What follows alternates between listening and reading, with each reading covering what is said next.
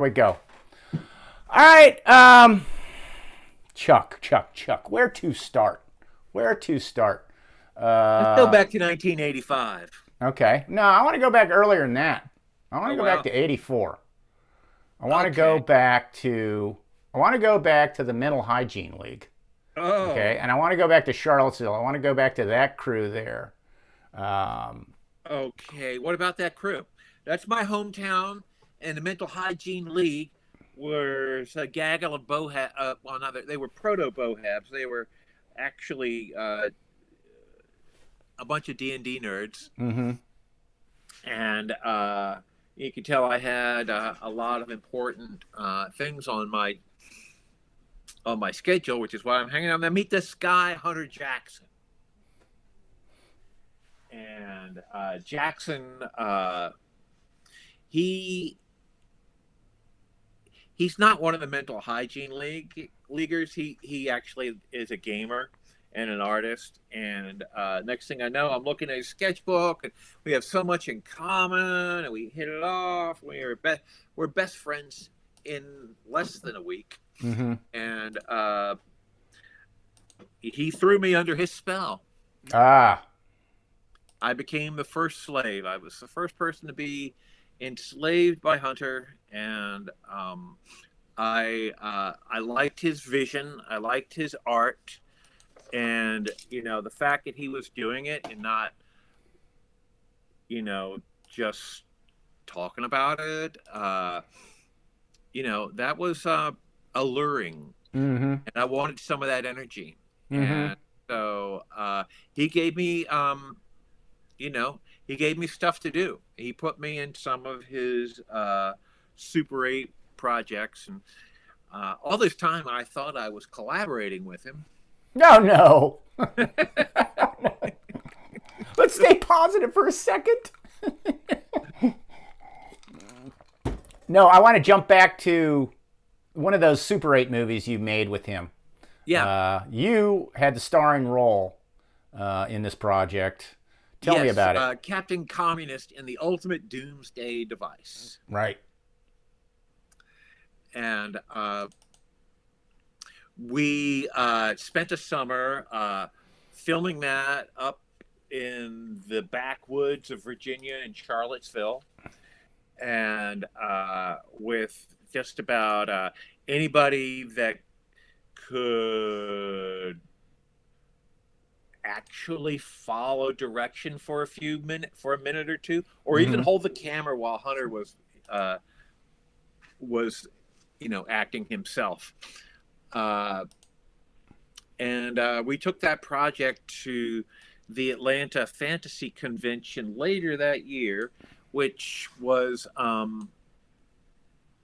that that would become, after a few years, that would become Dragon Con, which is possibly one of the most comprehensive and best of all the fantasy comic book conventions that I've ever been to. Anyhow, we went there, and we would shop our wares. That was probably coinciding with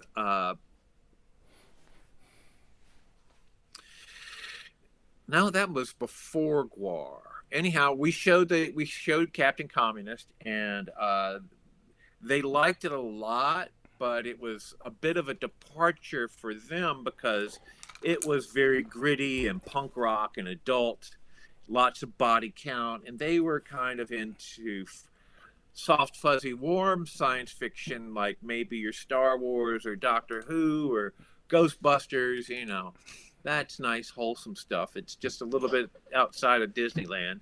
Mm-hmm. And anyhow, so that was our first film project together, and it inspired us to take things even further, and we got exposed to movies like Blade Runner and Road Warrior, and I had been reading a lot of science fiction with a lot more adult themes, and we were into comic books like 2000 AD and all kinds of comics, but we were uh, we loved violence and action and all the things that you're taught really not to like.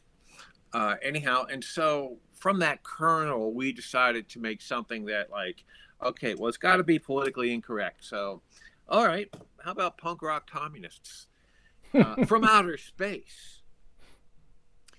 And so that kind of morphed as we would work on the comics, these costumes, the interior of the spaceship. Hunter finally got a studio at the Richmond Dairy, and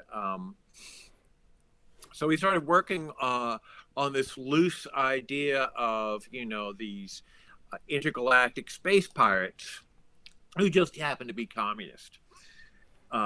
And that we once people we had an open wall that was just had a chain link fence, which kind of lent to the atmosphere of you being in prison or a cage.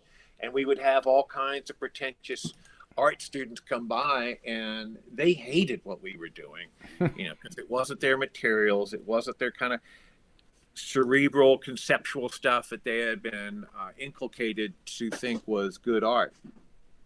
And in fact, it was a roadmap for exactly what we did not want to do and what we wanted to parody. And they furnished us with lots of angst and material, and it didn't take long before the likes of Don Draculich would drop by, and next thing you know, he's getting involved. And on the other side of the wall, there's the coolest band in town, Death Piggy, is playing with Dave Brocky and his Misfits. And it wasn't long before we're all doing bong hits and drinking generic beers together. And that, to me, was where GWAR really started. You know, it was like you had your costumes and you finally had like a musical thing. When we first did a few shows just for shits and giggles, and with probably just 3 songs, not written down. They were all in Brocky's head. They were all just a stream of obscene consciousness. And songs like Time for Death. And those were fun times. You know, to us, even the raised platform at a pizza parlor was a hell of a stage, damn it. And we had 3 or 4 people in the audience that we could make feel uncomfortable or something. That was awesome. That was our mission. And it was art therapy for us. You know, we were figuring it out, winging it as we were going along. And it was real easy because you had this guy who was such a natural born comedian, Dave Brocky. This guy was not like any other guy. He fucking lived for the game. Usually, you know, you put somebody up on stage, and unless they've had stage legs for 5 years, they're going to fumble and look insecure and stuff like that. Yeah. Not Brocky. You know. In fact, he was a master of cringe comedy before cringe comedy became really common. And so the more awkward, you know, and stupid it all appeared, the more he thrived, you know, the more at home he was, you know, in that situation. He taught us well. Yeah. That, like, you've got to abandon all pretense of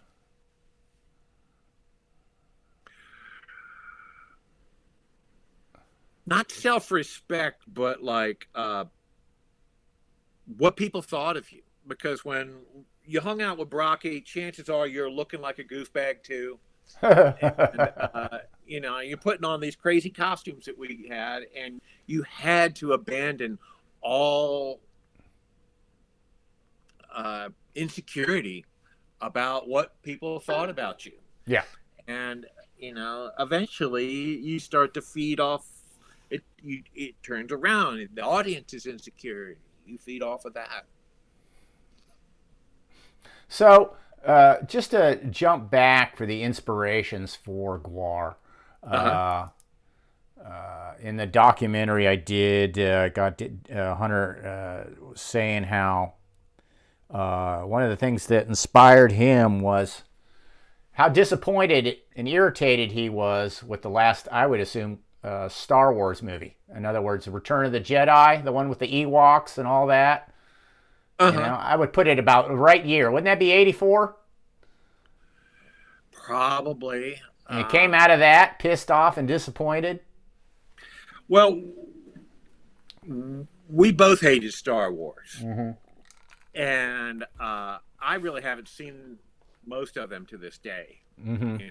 Uh, and it was mostly because when I saw, Princess Leia, help me Obi-Wan Kenobi, to me it was just a fairy tale for kids. It was kid stuff. It had great um, sight gags and stuff like that. Mm-hmm. And like the first time I really saw any of it, it was on Super 8 in Hunter's attic. He had he had all the cool scenes from it on Super 8. That's We could weird. What do you do? smoke Shoot the weed. screen or something? What the? How did he Huh? get that? I said, how did he get a Super 8 of Star Wars? Was that in the old days when they'd sell Super 8 reels of movies? Yeah. Oh yeah, yeah. And I he remember. was way into he had his attic was a Super 8 editing room. Oh, okay. Wasn't too high tech, but that's what it was devoted to. And he loved doing crazy little film sight gags. Uh, he was a master at that. He should have choreographed stuff like uh, Pee Wee's Playhouse or worked at Saturday Night Live or something. He had a Mm-hmm. gift. So where were we? Not We're sure. I think what I'm gonna do is uh-huh. go into the pictures Okay. and see if I can't trigger some memories. Somebody here Yeah. said, I think it I'm was, sorry I was rambling there. It's a long time ago, it's and hard not to ramble because it's kind of yeah. like, it's all over the place. And, you know, I'm looking at a little fuzz down here at the bottom. My chroma key sucks. Um, Somebody said 1983 was when Star Wars Revenge of the Jedi came out, or Return of the Jedi. And that would be right because uh, I believe Hunter got his studio at the Dairy in '84, correct? And that was also when you made your first GWAR costume appearance at Dragon Con, was '84, correct? Yeah. Okay, good. All right, let me pull up a card here. Actually, 1983 was Dragon Con, our first Dragon Con. Really? Yeah, I remember because Okay. I was 20. That's when I turned 25, Okay. Huh. So and that's when we probably did. That's when we showed Captain Communist, and we had this skit where we came out with our armor and our fake weapons, and I was this drill sergeant, and he was my private, and we had a Three Stooges routine worked out where I would like bust his chops to the tune of some song. I think it was Space Pirates by uh, Alice Cooper. But anyhow, we had not rehearsed it hardly at all. this So is we such a lost great all our time story. and our choreography. And after a while, we ran out of like a regular gag. So we just kind of like still had half this fucking song left. And we're like breaking these weapons, using these big, machine guns, Just to smashing each clobber each other with other them. with, until, all this paper mache is falling apart. The MC of the contest is Forrest Ackerman, who's like, the publisher for Monster Magazine. He's hiding behind the curtain. that was that was our first majestic performance at Dragon Con. Proto GWAR. GWAR. That's where our original collaboration. That was what it looked like. So that was Ballsack, more or less, the Ballsack No, Jaws. that Oh, came in '84. okay. So that was the follow-up year. Yeah. Yeah, there were two. One where Hunter was Techno Destructo on roller skates was 83 or 84? 84. Okay. And we brought his girlfriend Heather with Yep. us, and I had the ball sack jaws and a lot of the armor on, and I was on a big chain, a big collar, and Heather was kind of like she was a proto GWAR woman, a temptress or whatever, Right. and so I was her attack dog, and meanwhile on roller skates, menacing us, circling us was Techno Destructo, and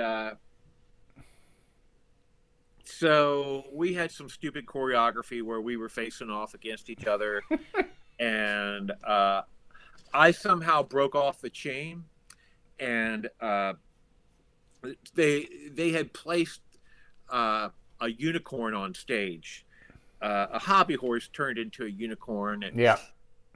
and it was, purple with pink polka dots, and so I, there, the climax of it was I would go and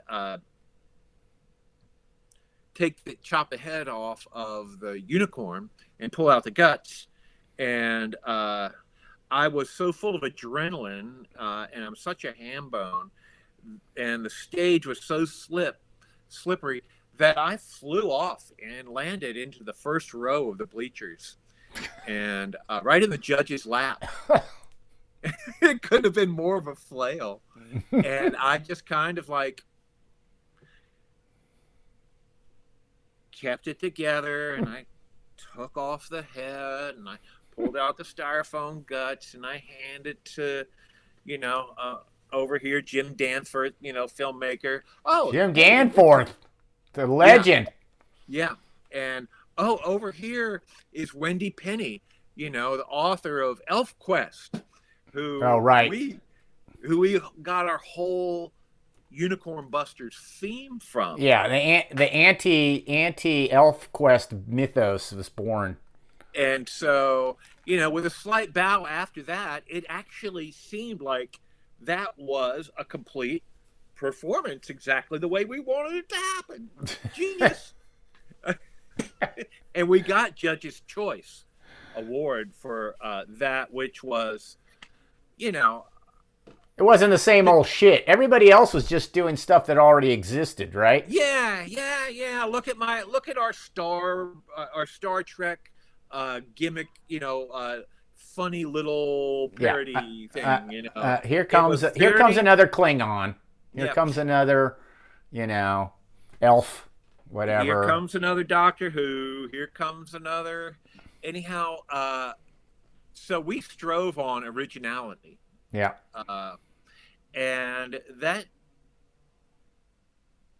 it took a while for that to catch on, but it was kind of like it was like the rock. It was like musicians when they finally decided they didn't have to wear suit and ties. Yeah. It's like, oh, you can do that? Yeah. That's kind of cool. Anyhow, so we were doing our own original stuff, as weird as it was. And it, with all the effort that we put into it, it showed, and they respected that. And it filled our sense of self-worth, our determination. I can't tell you how it empowered us, like, hey, wow, they like us. They really do. We got something. Yeah. And, when we went back to the Richmond Dairy, we were really empowered to, because we thought we were vetted as like, being good, good artists. Right. And so that was 84. And 85 would be the year that we had actually probably played a few gigs, and I know that it was around Schaefer Court time probably, because we had Cardinal Sin, we had GWAR. Who else did we have? As far Techno. as characters or Yeah, people yeah, you were contributing? there. Yeah, I didn't. My first show that I appeared in was, I believe it was a Rockets Metro show where I had my arm ripped off. Yeah, That was but the this was first at time Dragon I went Con on stage. itself. I'm pretty sure you were there For what? for the '85 show with Yeah, yeah. yeah. The PB Kellys, which is more or Well, less no, the. I'm talking about Dragon Con. Dragon Con? No, I wasn't there. I don't Oh, think. okay. I don't think. All Uh, right, let's go through some pictures first. yeah, yeah, yeah. Let's go through some pictures. I'll just start off with your art, maybe, or should we go with it? No, let's go. Let's go. Let's look in Charlottesville first. Charlottesville. Well, you mentioned. Let's see. There's you. So Charlottesville, was my hometown, and after wasting time in art school, I decided to go back to a 2-year college and get a computer degree because that seemed like it might get me some real work. Yeah. And so I was, I was drawing comics with Hunter, and every weekend we would get together and work on, this Super 8 movie projects. I was in the punk rock scene there, and I would do flyers for various bands. I was very hungry to do anything, basically. I've got one of those. Of course, I was just showing it a minute ago. And I will blush because, it was early in my graphic career. What are you talking about? It's great. Damn it. Hold on a second. It must have been a little epic. Just a second. Come on, Don. Get together. I suck. Let me tell you. PC gives me all kinds of trouble. Oops. That ain't right.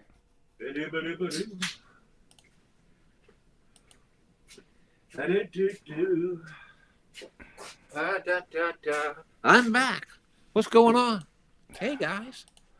I can't change my window out, motherfucker. Oh, look. Lackey Die. I can't see it. You can't see Lackey Die? No, I don't have that third screen. What are you talking about? I thought I shared it with you. It was there, but now Is it gone now? Were you seeing what I had on screen earlier? A while back, but it's been, I didn't notice it. It's just two things now. Anyhow, so Lackey Die was a band my roommates were in.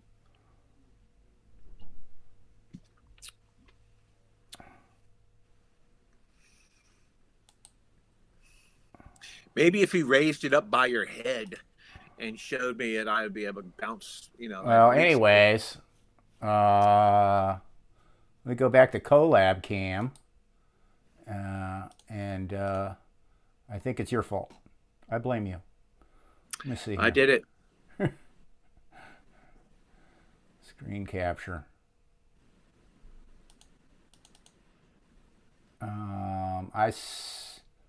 Went and go settings. And okay. Got changed back. I don't know why. There. I see it. Yeah. I don't know why it was gone. I had to go back in there and fix that. Yeah, that fly. You can see that I was very influenced by custom culture, Ed Roth and Robert Williams sort of things. That would, and your art had a big influence on me as well. Even though I loved Roth as well, but I started borrowing from your style a little bit on some graphics as well. Well, that I will take that as flattery. It was intended as flattery. I liked it. I when I think about my graphics, I eventually got a good ink style down. It took a long time when I really, had a hot hand. Uh, but I was very proud. I did a lot of research into what I considered the creme de la creme of graphic artists that I would try to curate all the things that I could possibly imbue a graphic with, whether it was like uh, the sort of kinetic feel that Jack Davis, Mad Magazine artist, had, or the sense of perspective that Jack Kirby had, or maybe some of the shading of either Robert Crumb or Bernie Wrightson. Um, Whatever felt good and whatever I could get away with. I didn't want to be too much of the shameless imitator, but these people really inspired me, Mm-hmm. and I will stand. I'm very proud that I of those influences. It wasn't like I fell in love with uh, Japanese animation or uh, I don't know, manga, some stupid comic, Mm-hmm. that really have a graphic, the kind of graphic foundation that I liked. Yeah, I'm going back into your influences right here. Some Big Daddy Roth. I Yeah, wish that was yeah, yeah. blown up more. I love the way, if you look at those, they survive just in black and white. An illustration to me should be able to just survive without color. Yeah. Color's nice, but how will that look as a tattoo? Mm-hmm. True. It should And be strong in black and white before it even gets colored. How yeah. about this one right here? Tell us about this one, Chuck. Well, that was back in the day when I was self-righteous and insecure, and people would smirk when I would be doing stuff, and I would just like let that. I just wanted them, if they were to look through my sketchbook, to get to let them know you're just making me stronger. They a little World chip full on of my shoulder. armchair Picassos. I can't even read the dialogue. Oh, I'm going to read it for you in Chuck Varga's voice. You're scoffing at my sketches, aren't you? Well, listen up, bub. The world is full of armchair Picassos like you, talking and never doing shit. Look hard, motherfucker. I ain't gonna stop drawing till every last art fag in the world cringes to the most casual glance at my shit. Got that? Now get your clammy paws off my cool sketchbook. Sensitive artist. I there was That this. sounds like something you whipped up in the coffee. What village? We spent so much time in the village nursing coffees. It looked like something you would have drawn up I while you were in there. had one of those. One of the girls that used to hang around us. I won't drop any names, but Mm-hmm. Let's not drop that used names. to hang around us, and she's looking at that and goes, "Well, I'm scoffing at that," and I knew that it was good then. Thank you for the kind words.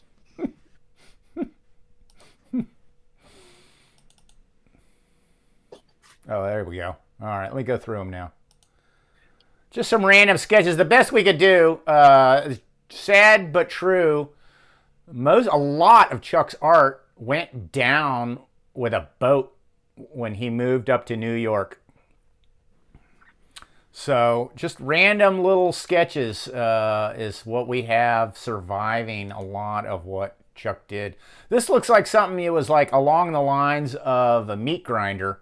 You're going to come up with some giant jaws of death kind of skull here. It was like, was this some I sort of was playing always around with an trying to idea? figure out some kind of stage sight gag. Yeah. I don't know what was going on Well, it's with that. interesting because we did end up with a giant skull, stage skull later on that you helped Yeah. fabricate. We'll get to that. Just some looks like a random either gun or spaceship, early spaceship. It's a spaceship. It's got jet pods up above, and I don't know. I would just stick stuff from science fiction books or Star Trek, and it looks like what's beneath the engine pods at the back is actually the piston head for a gas powered, little model plane like we used to play with. It looks like this has got some sort of fishing rod. There's a fishing rod on top here. Is that how they reel in the enemy ship or something? See this Yeah, fishing rod? yeah, man. You'd shoot it with like a harpoon, Oh, I see, and reel them in. magnetic harpoon, and then like a pirate. Would that been reel part it of in. Scum Dogs of the Universe movie or something like that? Maybe were you thinking of, It was. or was this later? I was when I would doodle these spaceships, they really didn't have any destination. I would Okay. just try to imagine, what a cool sort of tactile ship would look like, in this sort of space pirate universe. Here's some weapons. It looks like you got an Electrolux vacuum cleaner here. Oh yeah, and I would like, there'd be a vice in the room, or and I'd try to work out robot mechanics with clamps and stuff Right. like that. By the way, no, these graphics were never intended to be scrutinized at a later date, and that looks like, a graphic for a later hardcore show that never happened, or maybe I Xeroxed that and put a lot of my art is clip arty, and so it'll be missing valuable information because in order to crop it, or do it right, get the letters just right, I'd have to draw them out at a different scale and then shrink them and stick them in. And one of my earliest drawing lessons was, how to draw a weirdo. Got to start someplace. Another spaceship there. Yeah, the NASA. scorpion. Here's a flyer for show 21st Rockets. Okay. Yeah. Okay, so I'm There's the assuming cockroach. 21st. I'm assuming this is 1987 because it's got the cockroach in it, and Yeah. so cockroach first. The giant roach was made in what? That was that for that costume came out in October '86. So if this is February, then that means this has to be the earlier year. Oh, I know what this is. This is the fiasco. I forgot. Look, it says, attention, this show will be videotaped. Oh, Dress God, yeah. real sick and appear in a real cool sick video. This was a disaster. This was an unmitigated disaster because for some reason we got it in our minds that we needed to lip sync the show so that the audio would sync up with the film shot version. Chuck? Oh, there you are. Okay. Yeah, You were yeah. frozen for a minute. It didn't go as planned. It sounded like shit. It really was stale, and we learned a lot. You learn from failures. It's true, just as much as your I, successes. A lot of our contemporaries probably got a lot of mirth out of that, but Let me where are they now? pop back to this super chat. I noticed some buckaroonies had God damn it. Come on. I hate you. Can't even turn this shit Hey, there's your off until buddy. you hit skip ad. Let me go back here and say hello. Roughneck, you don't suck. Sleazy's assistant. This is Roughneck. Oh, man. Roughneck, thank you so much for boosting my sagging morale after those technical fuck ups. Much appreciated. Thank you very much for that, Roughneck. Citizen Hardcore Zero. ultra habs out there Citizen going for Zero, the thank you deep so much. Much appreciated. original GWAR goods. But let's see here. Elementary. I'm here for the rock music stories. Thanks, Sleazy. Thank you. Queen of Mojo with the Go Chuck. That was huge. Thank you. Much appreciated. Let me see if I missed anything in Twitch. 59 minutes ago, Queen of Mojo threw us some 200, looks like quite a few bits, 2,000 bits. Damn, nice. What do those ENIAC bits threw us mean? Is 100 that like bits. throwing $2,000 at you or something? Yeah, that's what that's $2 million. In case you didn't know, each bit is $100. Okay.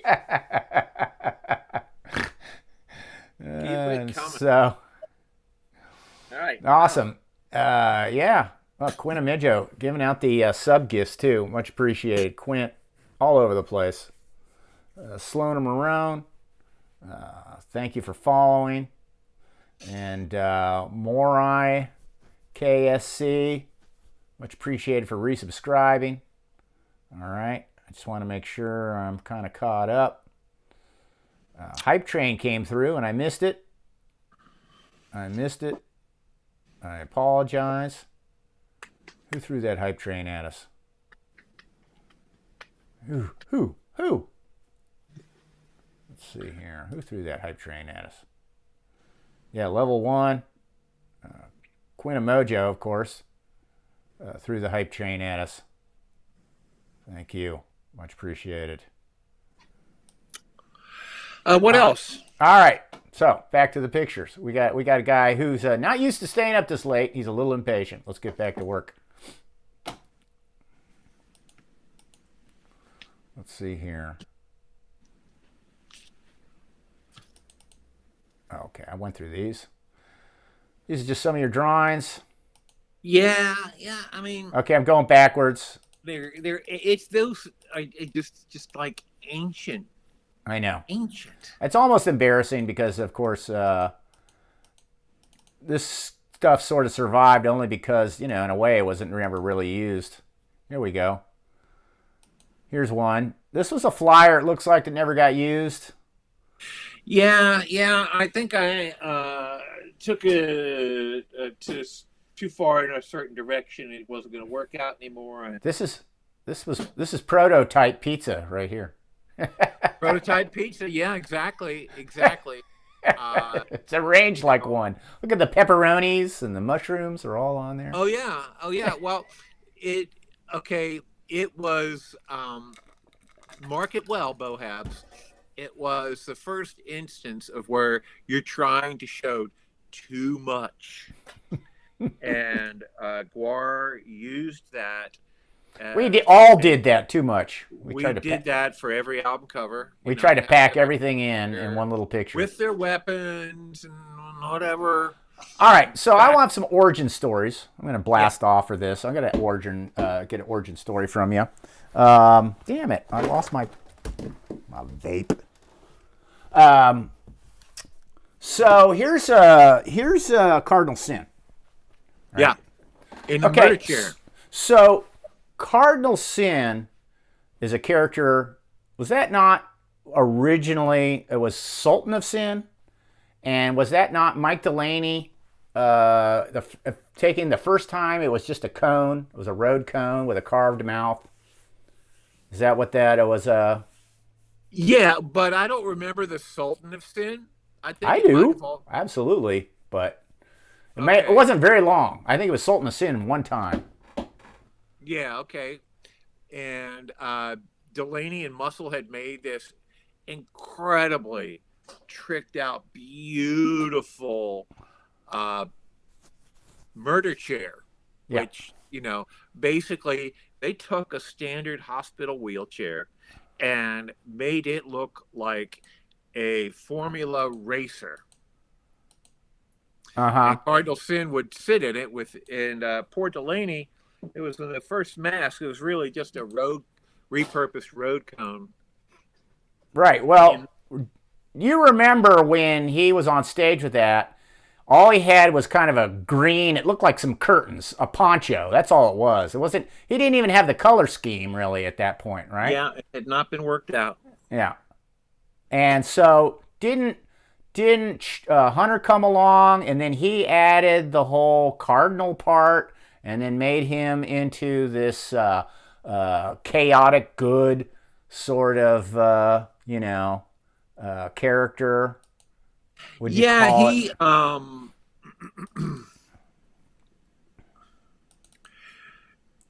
he started up a storyline of basically part of he's really good at stories and his own kind of morality plays, and in this morality play, you know, just like you have pirates in outer space, you have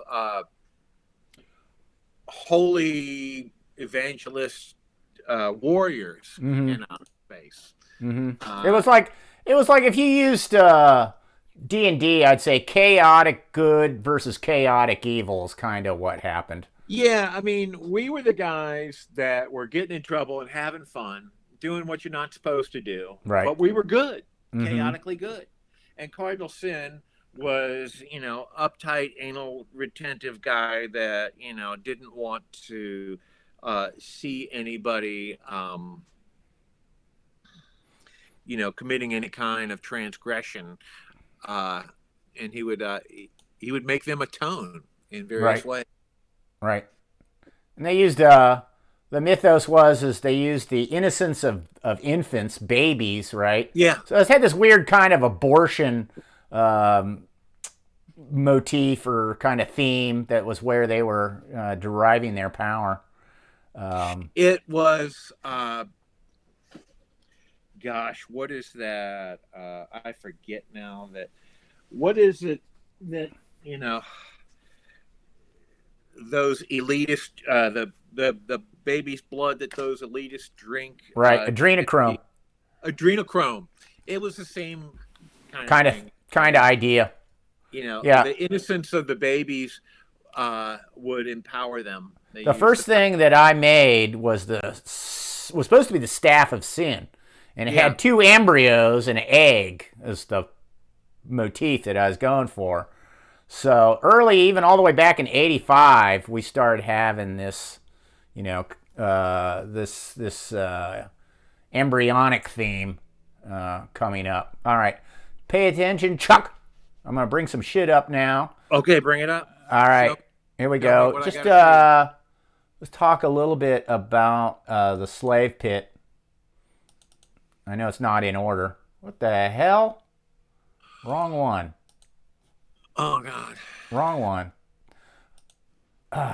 Sorry. I got the wrong folder open. I don't know why. I know you got a lot to say about this, but it's kind of out of order. So, You want me to say something while you're looking around? no. Okay. Let's see. Where's my goddamn? All right. Go ahead. Talk. I'm trying to get out of this. All right. What you see there is this is elements of the Mental Hygiene League. That's Hunter's other good friend Gordon. There's me. There's Heather and Hunter, and we were all into the Russians wrestlers. Ivan Koloff and Nikita Koloff. The Russian tag team. We sewed the emblem onto the shirts, and we would go to see the wrestling matches and have our life threatened by patriots.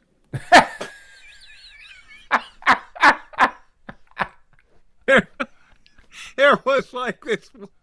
I go down to downtown Richmond. Coliseum full of Now, Richmond rednecks. Coliseum. You know, I mean, to tell you, you were a lot safer then with those hammer and sickles on than you would be now. I tell you that much.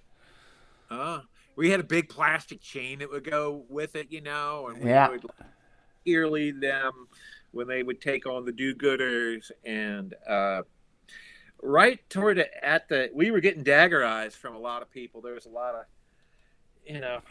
fat, unintelligent, inbred rednecks out in that audience. Yeah. And they'd already taken a dislike to us, but it was Hunter's girlfriend flipped him off. Oh, of And course. so we had these really back before overweight was a thing. There was a lot of overweight.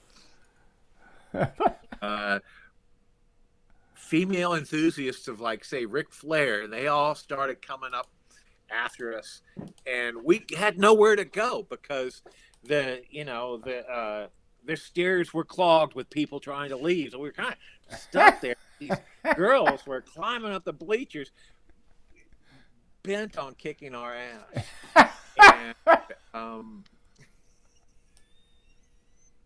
it took a. Fortunately, I had enough fear and adrenaline going in my system to where I was able to imagine you got rows of chairs. Yeah. Those stationary chairs, like in a movie theater. Right. Okay, running on the top of the backs of all those, 1 foot onto the next, and it sounds kind of hard to do, doesn't it? Yeah. But if your life is threatened, you're like good at it, huh? goat, All right, so here we are. Okay, I guess we're gonna have to go backwards. This is all over the place. I wish I had the pictures better organized. This let me kind of preface this with a story that I remember seeing, and this is how I got involved. Mike Delaney was working at, and you were too.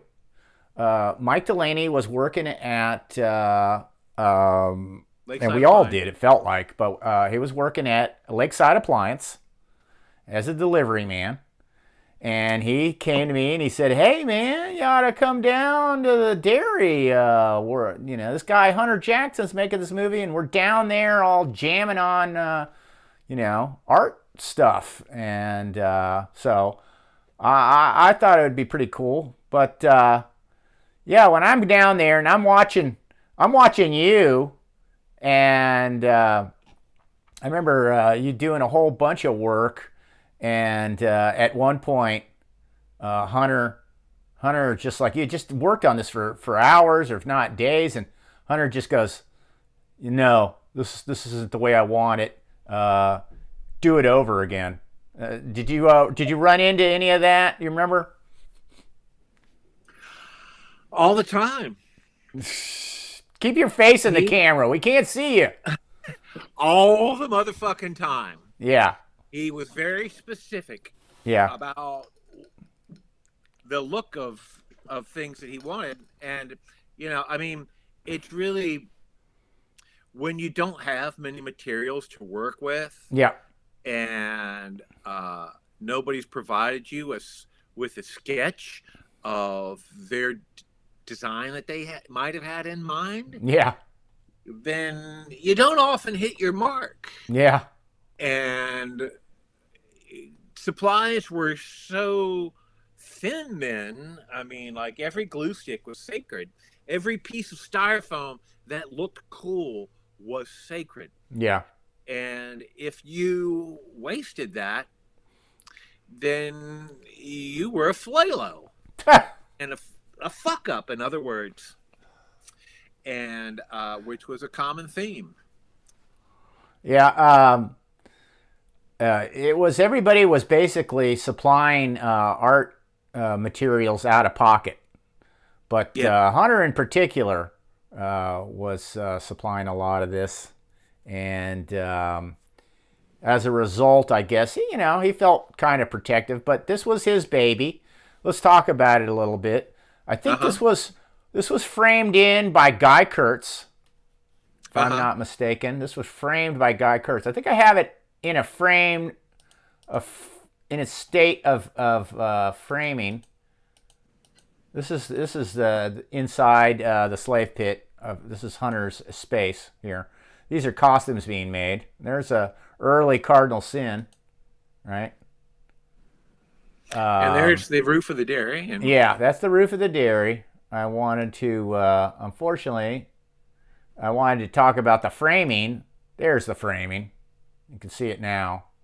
And that was Guy Kurtz, began that. He started framing it in, and it was built around this particular section of the dairy that was that Hunter had taken over to be his space, right? So it was a two-story affair with a it was a two-story affair, and he thought this was cool.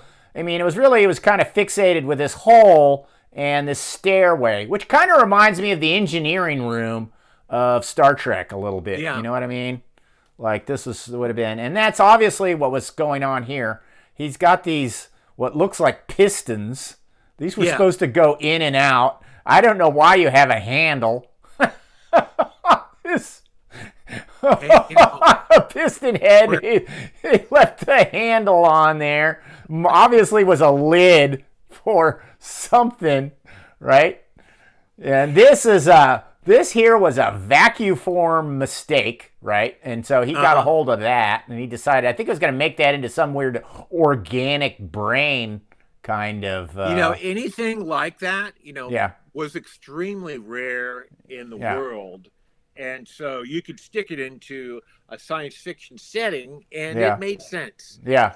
Well, the lesson probably going to be a lot of lights behind it, and it was a pulsating brain or something. Yeah. The lesson I learned was how packing foam for appliances and electronics make for excellent, high-tech forms, and you can see those up here. Right, you can see these. That's what these are. We took a lot of design art direction from like the Fantastic Four. Yeah. And like if you looked in Reed Richards' laboratory or Dr. Doom's lab, I mean they had TV sets on arms sticking out with all kinds of crazy controls and stuff everywhere. It was just eye candy for that, and we tried to mimic it. And so if you could get you got some of that styrofoam that looked like it had a machine purpose, and stuck some bottle caps painted silver. They were your dials, and to as a background element, it worked in your mind, right? We finally employed those techniques and got them to come into fruition when we did the Surf of Sin video, if you remember that set. Well, it was it was classic Hunter.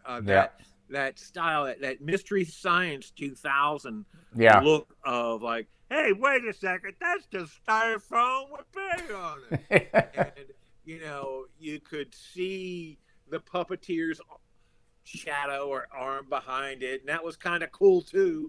Right. And you would say to Hunter, hey Hunter, man, I can see your arm back there behind the world maggot. And he'd go, yeah, I know, man, it's cool, right? That's the coolest part. Twist. Whatever. Not everybody's style. That was almost his pat response to all criticism. That's the coolest part, man. Get your scoffs out. So here we are on the roof of the dairy. And this is what I mean by early Cardinal Sultan of Sin. I guess he's got a cross here. Is that Mike Delaney in the costume right there? No, that's Mike Delaney as the executioner. Yeah. So who would that be? Any idea? I was in GWAR. Yeah, you're in GWAR. This is this John Cobbett here, back here? Our erstwhile guitarist who only was in for a few weeks and came up with about 3 good riffs. He had some good riffs. No, it might be. I always thought that was Greg. Greg Ottinger? Yeah. It looks like it could be Greg Ottinger. Here's Joey Ann Aroma down here. Yeah, Joey and Aroma. There's there's probably an alternative Chris Bopes. I'm saying Chris Bopes is cardinal sin in that. Chris Bopst. Sultan of Sin. That's got to be Jim Roberts. Guessing. There's Chris Bopst as Ballsack. Okay. Joey There's Anaroma. Jim Dave Roberts. Brocky. Well, anyhow. I don't know who this guy is. I think it was just sort of somebody who hung out at the dairy, and we needed an extra body in the costume. It was at that point where we had like stormed a TV station, and we had just, I don't know, done a few shows, but we had gotten just enough of a buzz to get the local newspaper to do an article, and that was the picture from it. Right. Yeah. This is not the TV station storming era. This was pre that. So this was early, because this is Joey Anaroma's in the band. So this is early 86, I think. Early 86. And Joey only did, what, a handful of shows, I think, right? Yeah. I mean, but a handful of shows was almost a year. When you're only doing a show every 3 months. Well, if I remember correctly, Ben Eubanks, well, he did it. He did it in PB Kelly's 85 show. I think he did maybe one more. The show where he walked out. He walked out. Rockets. Then Joey Anaroma took over, correct? Yeah. And that went until summertime, I guess. And then, of course, by the time October rolled around, Schaefer Court, Dave had taken over as lead singer. Yeah, I think Joey was like, "Oh man, this is bullshit." According to Joey, he says that it was Dave said something about his guitar playing, and no, excuse me, Joey said something about Dave's guitar playing, and Dave said, "What's this you say I can't play guitar?" And then Dave was mad, and I think Joey just realized at that point that there was going to be two chiefs, and they were going to bump heads, and it wasn't going to work. I think Dave kind of realized that early on as well, that Joey had a good voice, and in a way he was the proto Cookie Monster vocalist when you think about it. He had the voice and the stage presence that any metal band would ever have wanted. He had that. He wasn't goofy like the rest of us. He didn't read the comics like we did. Yeah, he was from a different. It wasn't satire for him. Yeah, right? And so he probably felt like he was, that we weren't going to get it together. I don't know. He probably had, with Brocky, when you have like 2 or 3 alphas in a group, and you're going to. It's not gonna. It already had 2 alphas with Dave and Hunter. Yeah. And so then Joey was the third one, and that plays into the whole thing about GWAR is, to me, and tell me what you think about this statement. It felt like, in a way, everybody had a slightly different idea of what the concept of GWAR was supposed to be. Kind of like we all had our kind of different angle or take on it, and it's sort of that's what made it what it is in a way, because well, there was like a lot of people wanted to be the chief. Whether it was Dave or Hunter or maybe even Joey, or maybe you wanted to have your input in there. And like nobody had, written like, okay, this is what GWAR is. Right. And GWAR is made up of these characters. Oh, by the way, you're just a pathetic little character. You're a slave. Yeah. Nobody had like written the ground rules. And so we were making it up, and like there were some people that were good at making it up, and there were some people that weren't so good at making it up, and many mistakes were made. Mm-hmm. And that's how we evolved our. We had we we were method actors, and we made a lot of mistakes, and we found out what worked. There's a Mm-hmm. lot of laughing and joking that went on.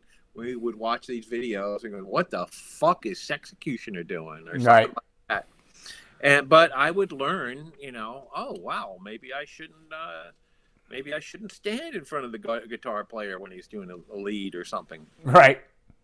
And maybe less is more, and so that was just me, and everybody else had to figure that out, and everybody else wanted to get their FaceTime, and it was a clusterfuck many a time. Well, what I'm talking about kind of is stylistically, Uh-huh. conceptually, how we kind of visualize GWAR Oh yeah, differently. I You know where know. you're coming from. Yeah, it was. Well, there was a lot of styles going around. I mean, we were definitely influenced by the underground comics and Hi Funky Britches, Frank. We were influenced by the Freak Brothers and S. Clay Wilson, Checker Demon. How about that? Give me a rundown. Tell me each artist and what you would equate their Oh, style to, as okay. far as a well-known artist. Uh, Hunter Jackson, I would say that his art style was a lot of sort of a Robert Crumb. Um, Interesting. I wouldn't have pictured that, but I see a little bit of that. It's in that it's kind of retro, you know. it was not like overdrawn and it had a lot of hatch marks, Right. That's true. you know. Um, and like it might have had different subject material, but it was always kind of rated R. Mm-hmm. And so that's what I would call Hunter. I would call myself, very influenced by say Robert Williams and the Ed Roth thing. I like the big Google eyes and those weird, these creatures. And there was, Brocky was the S. Clay Wilson guy, Yep. and I mean you know, you How much Checker sickness can you? Demon and Odorous it would be hard to tell apart. How much sickness can you pack into one frame? You know. Yeah, yeah, and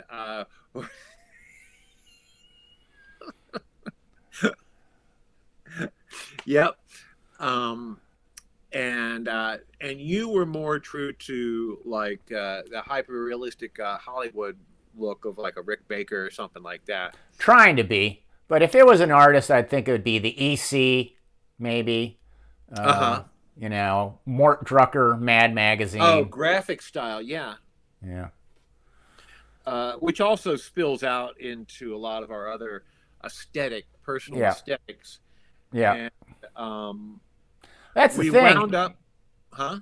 That I was going to say. That's the thing. It's not even though some of us were more like the artists we just discussed. Every one of us were loved and were influenced by everyone you've just named.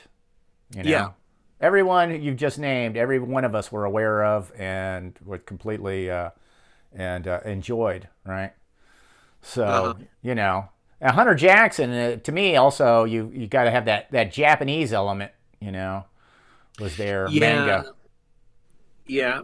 Um, and one thing, these were back in what some people call the art project days, right? Yeah. And our goal was not to become rich. Mm-hmm. It was not, it was supposed to kick the music scene in the pants, you know, uh, by showing you everything that you know is wrong, Right. at least in our world. And so when it came to aesthetics, it was, we were trying to find what was the thing that made your normal Bible thumper the most uncomfortable. And a lot of times that was Checker Demon. Yeah. And so it took a while. And I think that what really settled the score was when we all got on the same page with fabricating props and then also cross collaborating on graphics. And we wound up getting a look that looked as good as we could get with the skills that we had at the time. Yeah. And once we eventually got to learn how to make molds and stuff and get a lot more realism and detail, and that was the direction. You were really good at that, and so you eventually became the foreman of the studio, and so that was a great way. That really helped solidify people into the look that GWAR has always had ever since. Well, it was, sort of. It went in that direction because we realized, as far as fabrication, that latex is what was our preferred material, because we found that fiberglass had a tendency to crack, break, or be kind of dangerous on stage, and surprisingly not as durable on tour, because as we learned, packing and unpacking and having flalos drag your costume around to help with loadout was a great way for all that stuff to get broken. And latex, dumbasses can drop it, and it's not going to crack, it's not going to break, and it's water resistant. So if you had one minuscule piece of fiberglass on your costume, at the end of the night, either you or someone else had some lumps. Yeah. And so that's why it became foam and rubber after a while, because you had to have a full body stunt mat to get away with the types of violence that we would enact upon each other. Yeah. And for some reason, I mean, I hate to say it. No, I don't. I don't know. I just say it. But when I watch GWAR shows now, they don't. The action doesn't look anything like the old action from the videos and shows that I remember. And the reason why is because, we had the punk rock aesthetic much more, and we had the young people's bodies, and so we would just throw ourselves, into it. We were throwing double flying, drop kicks. If we amazing stuff that we could never pull off unless we had the excitement of being on stage and just the naivety to think that it was a good idea. Yeah. Now, so hey, take a little station break. I gotta take a leak. You old man! I gotta take a leak, you bastard. All right, let me go back to the. That's perfect, actually, because I can look at the. What the hell? What happened to my? There we go. There they are. Twitch. Where's YouTube? You gotta check my YouTube chat. There it is. How you doing, Drunk Zombie? Cheers, my friend. I have no idea when that one. You're talking to each other, I see. Piss break. Okay, good. Okay, I got a piss too now. Are you back already? Yeah. Oh, that was quick. That's what you try to do when you're doing a podcast. Right. Okay. I should have had the bottle right here and just suddenly. Get your bottle out, Don. Talking about lumps. We talked a little about this earlier today, so I thought I'd bring it back up. There was one costume made infamously. Was it you that made it? But anyways, it was called Mr. Fudgy. Uh-huh. And tell us about how that costume was made, and tell us about what it was like to actually perform as Mr. Fudgy on stage. Okay, so back in the day, we didn't do the same show over and over. Every show had to be dramatically different with a whole new crazy host of characters that we came up with doing bong hits. And the characters that these we come up with, I guess we had been reading a lot of H.P. Lovecraft. And so Odorous was able to do a summoning, a toilet summoning with this all eye bone that he had, and he was able to bring forth he was able to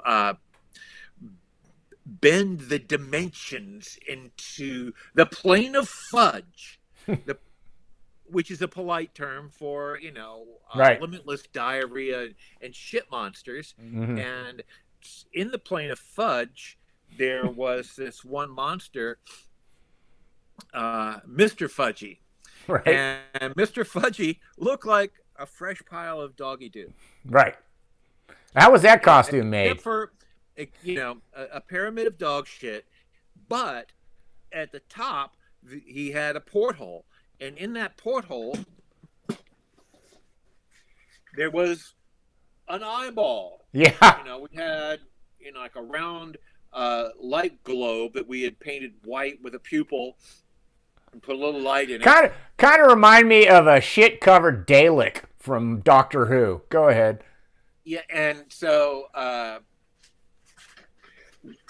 Mr. Fudge would come out, and there'd be a strobe light, because we were interdimensional at that point. And he wound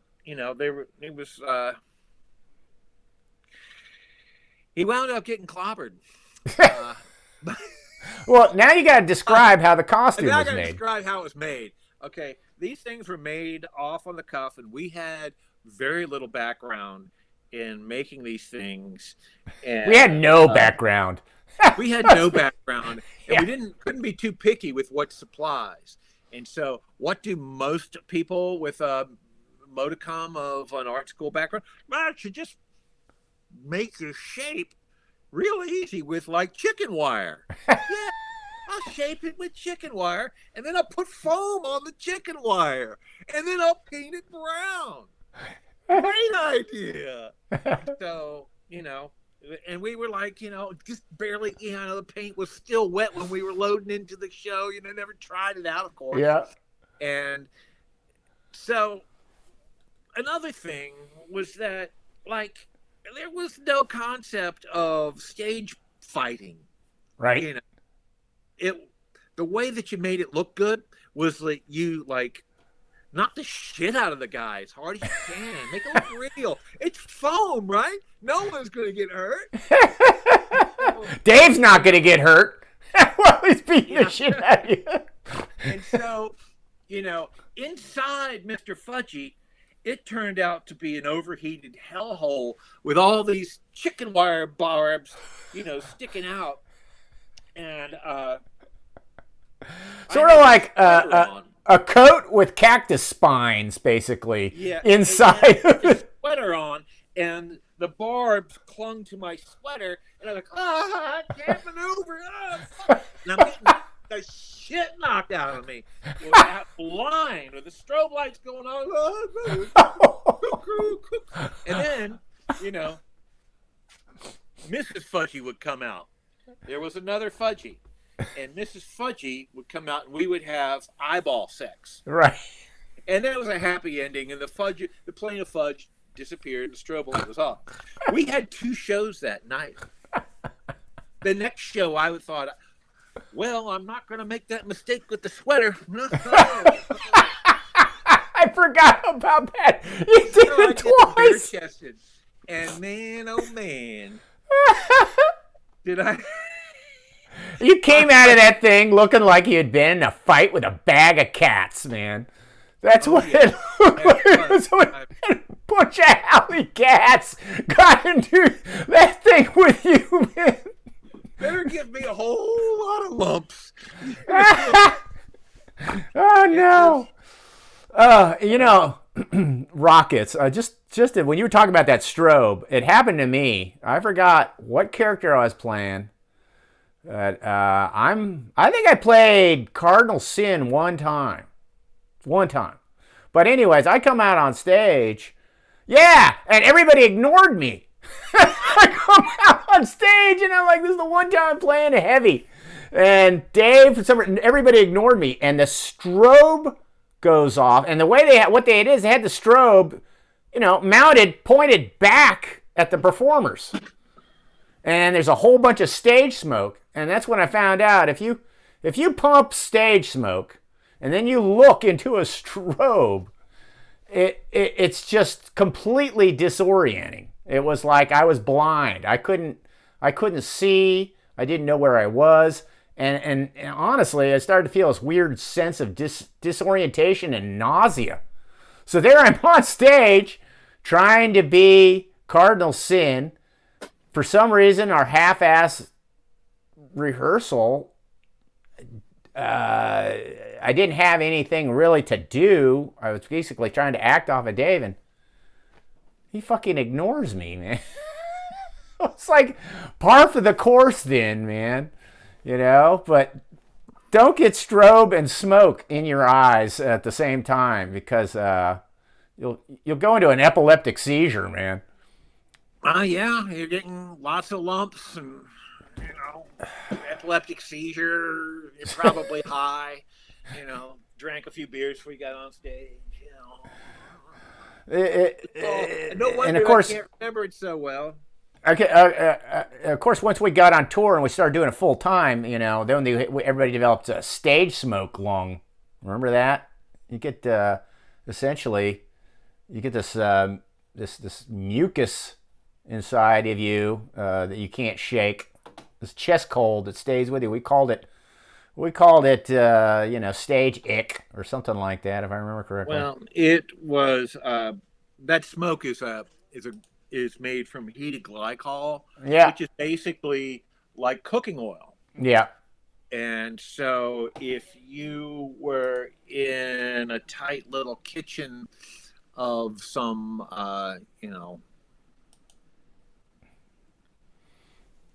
greasy spoon, you might have the same lungs. You're hyperventilating kitchen oil smoke night after night because you're singing or performing, and people are smoking cigarettes out there. Yeah, that too. Everything you can think of. All right, let's go into some more picks.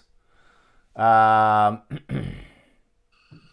see here, and I won't keep you much longer because we're at almost 2 hours, and I know you don't stay up this late normally. Well, I got some rest and I jazzed myself on caffeine. We can go as long as you want. Excellent. Okay. Let's see here. So the pictures that I have some stuff I'd like to plug if we ever get a chance. Excellent. Do you want to just do that now before we? Okay. Before the customers trail off. True believers. There is actually a group of Chuck Varga Sexecutioner enthusiasts. Hey Chuck, 1 second. I got a great idea. You plug them, and I take a pee-pee. Okay, I'm plugging away. All right. Sorry. And so let me see real quick here on FB. Yeah, it's excellent Chuck Varga art and appreciation of the arts.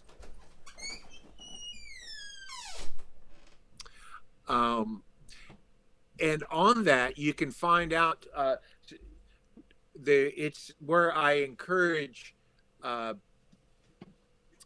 lot of fans to do their own art, and they made some really fucking killer Valentines. I mean, this is the best Valentines I've ever seen. And not only that,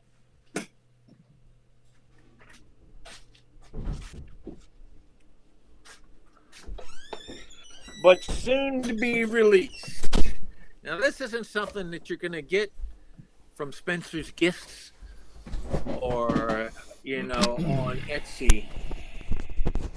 A Sexecutioner tiki mug. This one's my favorite. This is royal bamboo. Oh, nice. How's it? What'd you make that out of? This is urethane, cast urethane. Oh, okay, yeah. I coat it with a couple of coats of food-friendly epoxy. Mm-hmm. And so I have a black wipe. They're all signed. And then we have, other wood grains and mahoganies. And I only, anyhow, so you can go to the website, to the Facebook group, and you will be updated on how to purchase those. And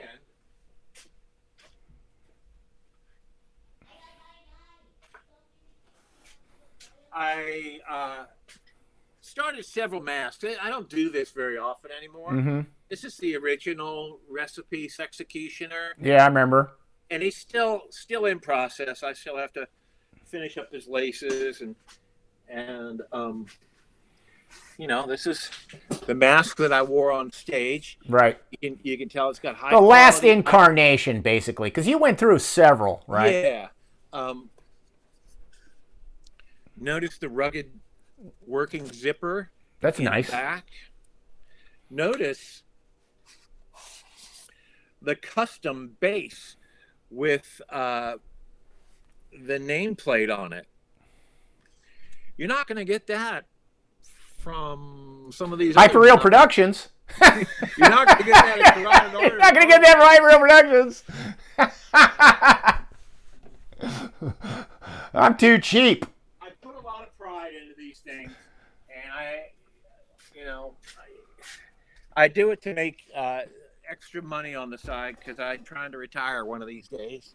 Mm-hmm. And I've got adult issues. Yeah. Well, So thanks for sharing that. What's going on? We're talking about the plain of fudge, and we moved on. I enjoyed that. I had an area I wanted to go over into, and then I took the pee and got so enraptured with your heads there that I forgot. Yeah, that too. I'm gonna do it again. Watch me.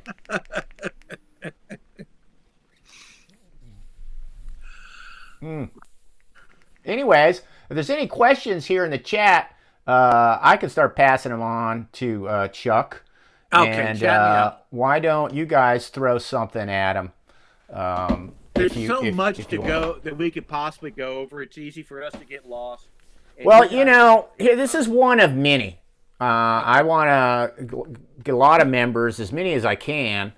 And all you can do is talk about really just small bits and pieces of GWAR's history at a time, because there's so much to talk about. It seems like to me. And there's a subject we can talk about, the documentary, as you probably remember, it was awfully brief in comparison to the subject, wouldn't you say? Yeah.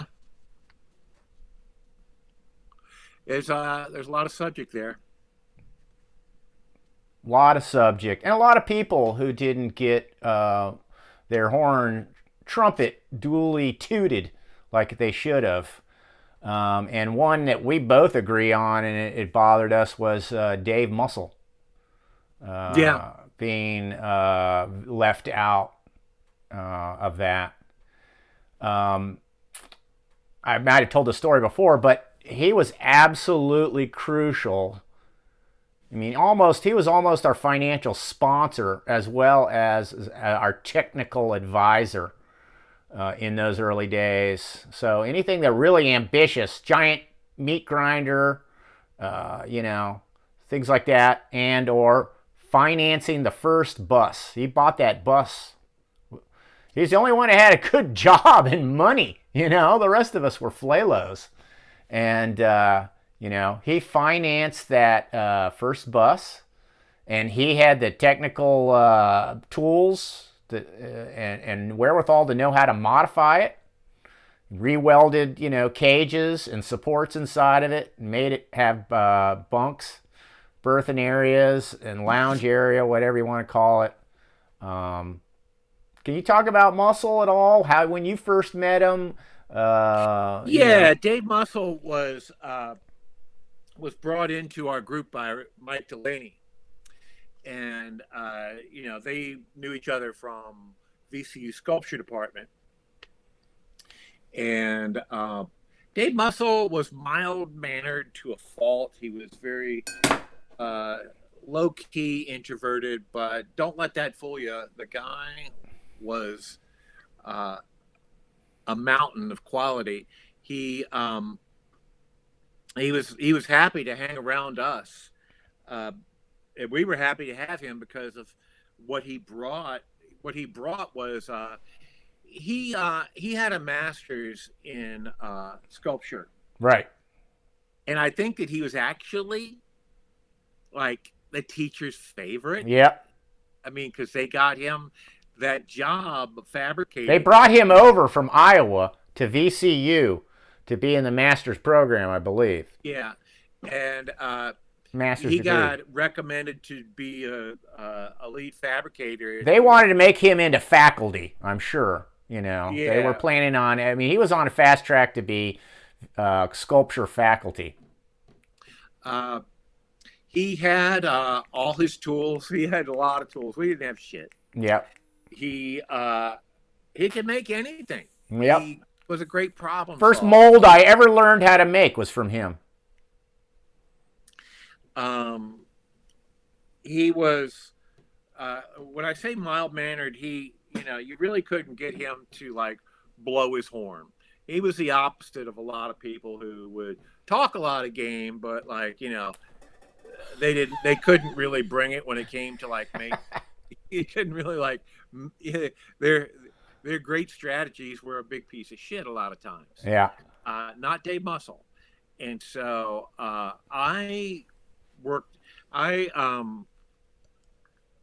one of the hats that I wore was set design and fabrication, which I hardly knew anything at all. But with Dave Muscle, looking over my drawings and making them happen, I looked really fucking good.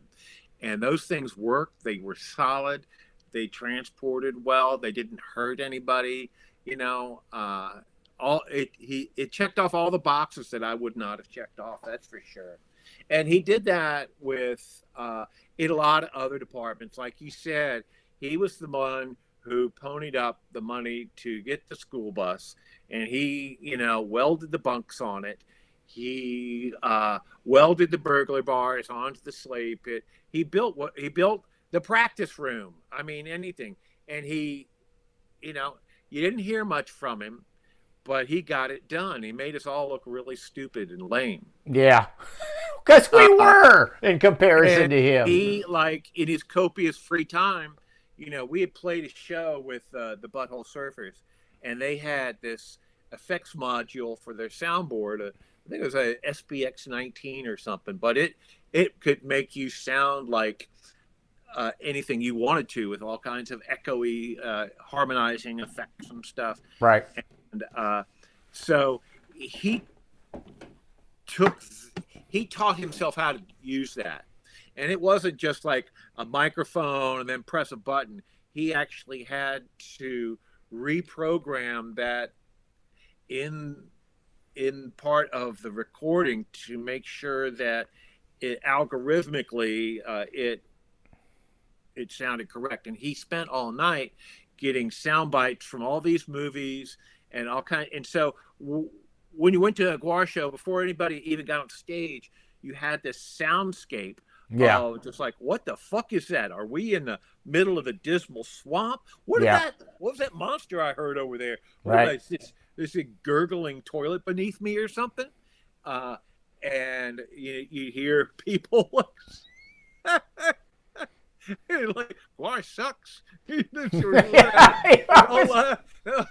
And you'd have cheers and scream, and of course, the fucking most important thing, a sound effect when you swung that weapon, and it didn't whiff. It made a sound effect. Do they still have that? No.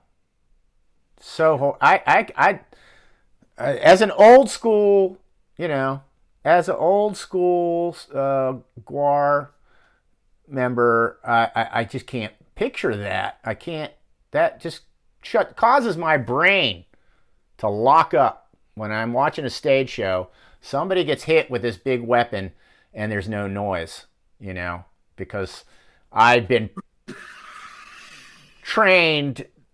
I've been, gotten used to hearing that for years, and then to be out in the audience and not see it, not hear it. I was like, and it's just one of the many, as members peeled off, GWAR really never got its soundscape back, unfortunately. They desperately need somebody who is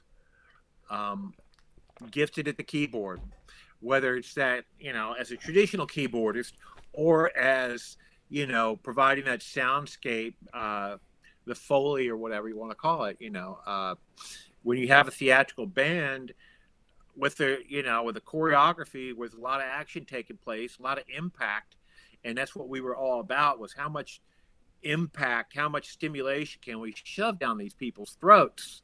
I mean, that was what we were all about, giving them more grotesquerie than anybody could handle, and they would fall down weak because their knees had given out. That's right. You called it kneecapped.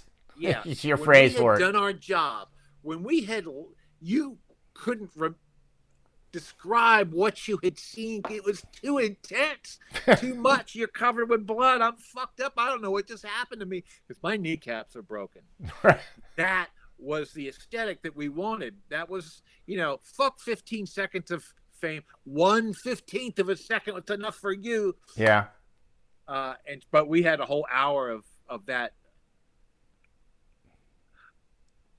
amount of stimulation that we were trying to shove down your throats. Yeah. Shove ears. And so, Dave, when we got the studio on Chamberlain, he was one of the guys on the lease, put down a deposit, the bus, the soundscape, making all the basics for all the sets on. He was invaluable. And, when he left, GWAR never really made any decent music videos afterwards, probably because he made all the sets. Yeah. We tried to do, actual films and stuff. Well, I used all old sets from that were left over from Phallus in Wonderland, and I did that. I used them for Immortal Corruptor video, which we did in 2002. So the way they were supposed to be used. So there, I was using old muscle sets back then. I was still using old muscle sets from almost 10 years earlier. Dave was the perfect member of a theater troupe. Yeah, in that he could do anything and everything. He was so versatile, so skilled, and he had no ego. Yeah, you never bashed heads with him. Yeah. Now he would tell you that, like, Chuck, I think that's going to be a little heavy if you leave all that clay on your mask. Yeah. But that was all he never had a bad word. He always came through. He reminded you. The reason that you never hear of him is because he was so modest and, Does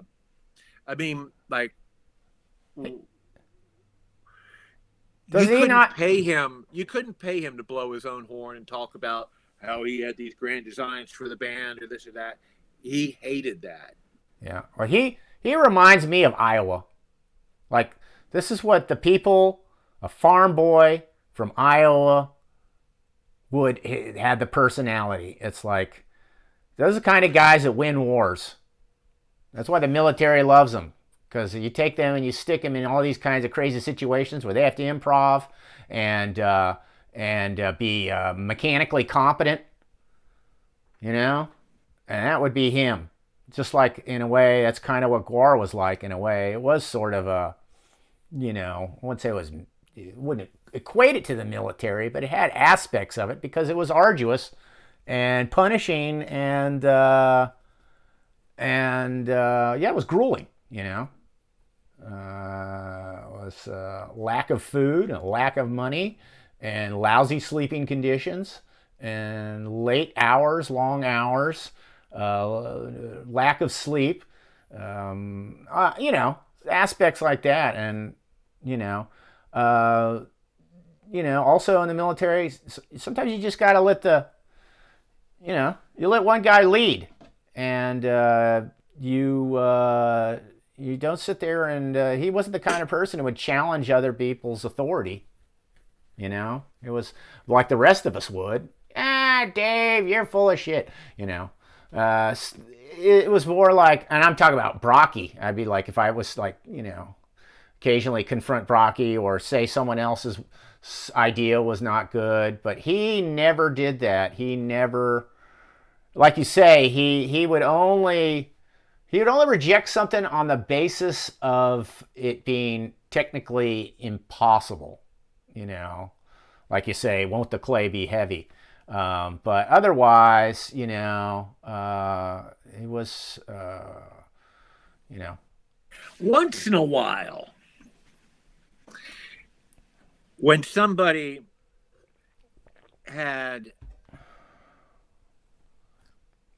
was just a little too far out on a limb with their yeah, bullshit, he'd call them out on it. yeah, And there's this one person who decided to go talk about how they were never understood in art school, and they scoffed at me. I never got into the Anderson Gallery, and they just went a little too far.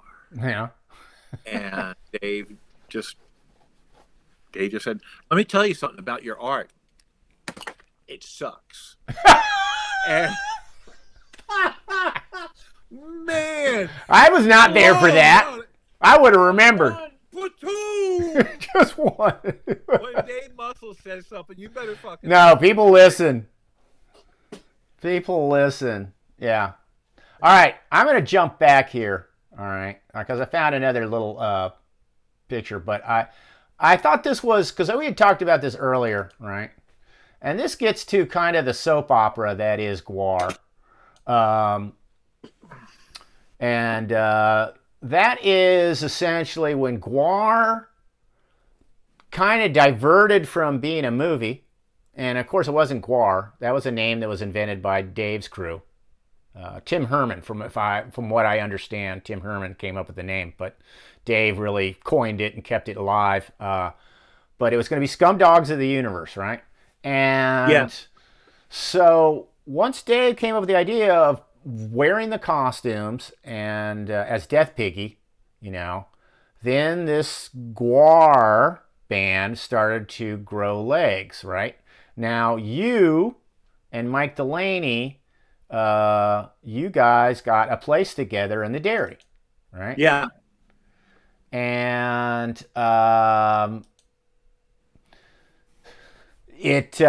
so essentially what happened was, in a way, much as Hunter kind of, I don't know, he's always has it out for me, but you and Mike Delaney kind of took over main fabrication for GWAR's show.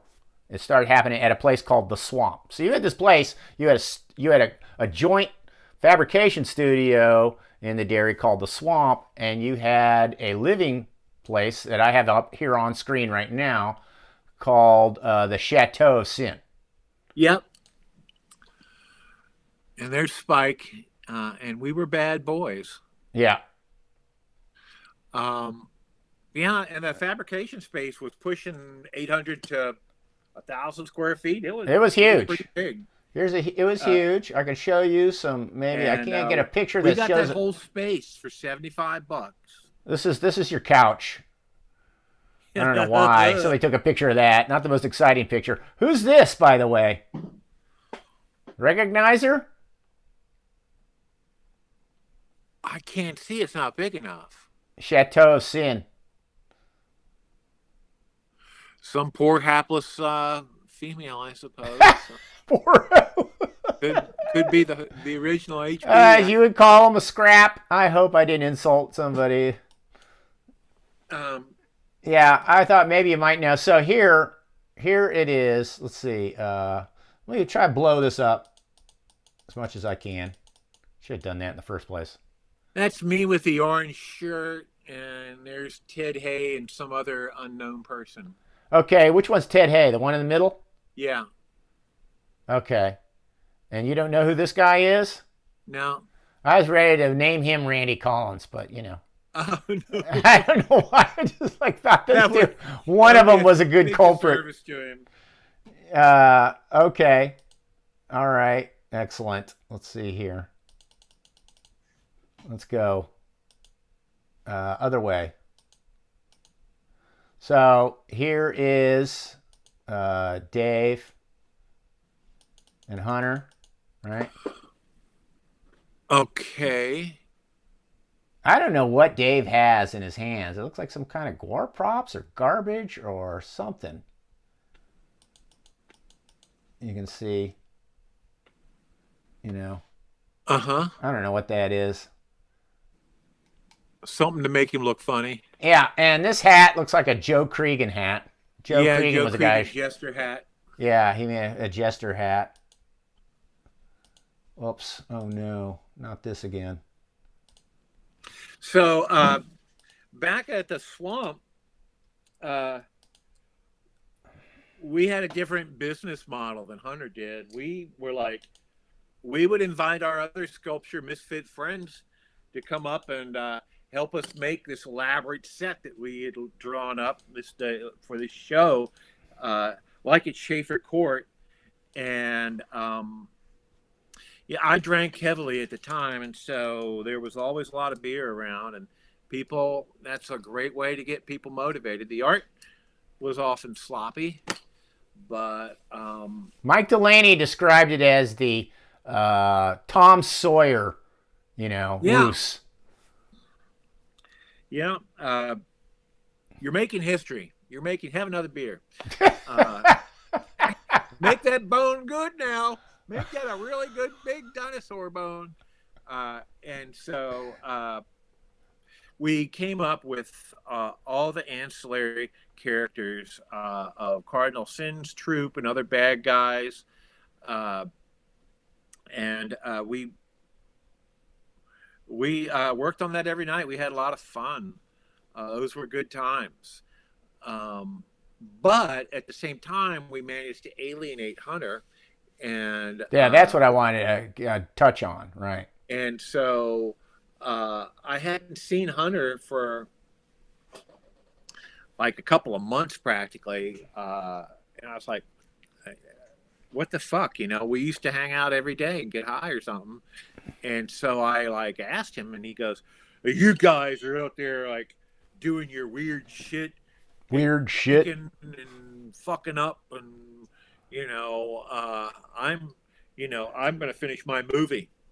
You guys don't want to, you guys aren't doing what he had control issues. Okay. I'll just say that. Uh-huh. He had control issues, and he didn't always articulate what was on his mind. And also, since he didn't do that, a lot of things never got resolved with him. We never talk it out.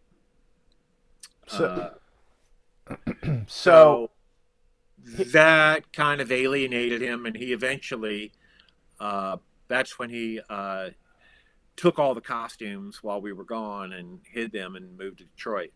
Right. So it was felt like, if I can put this in a time timeline, I'd say he starts getting alienated middle of '86, but he kind of gets enthusiastic again for the Schaefer Court show.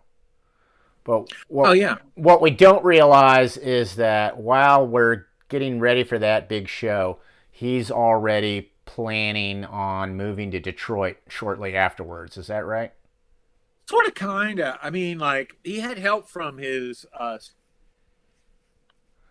Dave says his that he knew Hunter was leaving after the Schaefer Court show was over. Or maybe basically what brought Hunter to Detroit was Hunter's girlfriend was a shameless bimbo who would, like, one of the things that she would do, she'd go hang out at this bar, and guys that we call Jimmy Buffett's, these middle-aged losers, would buy her drinks all the time and give her money and stuff like that. And she was perfect for playing them.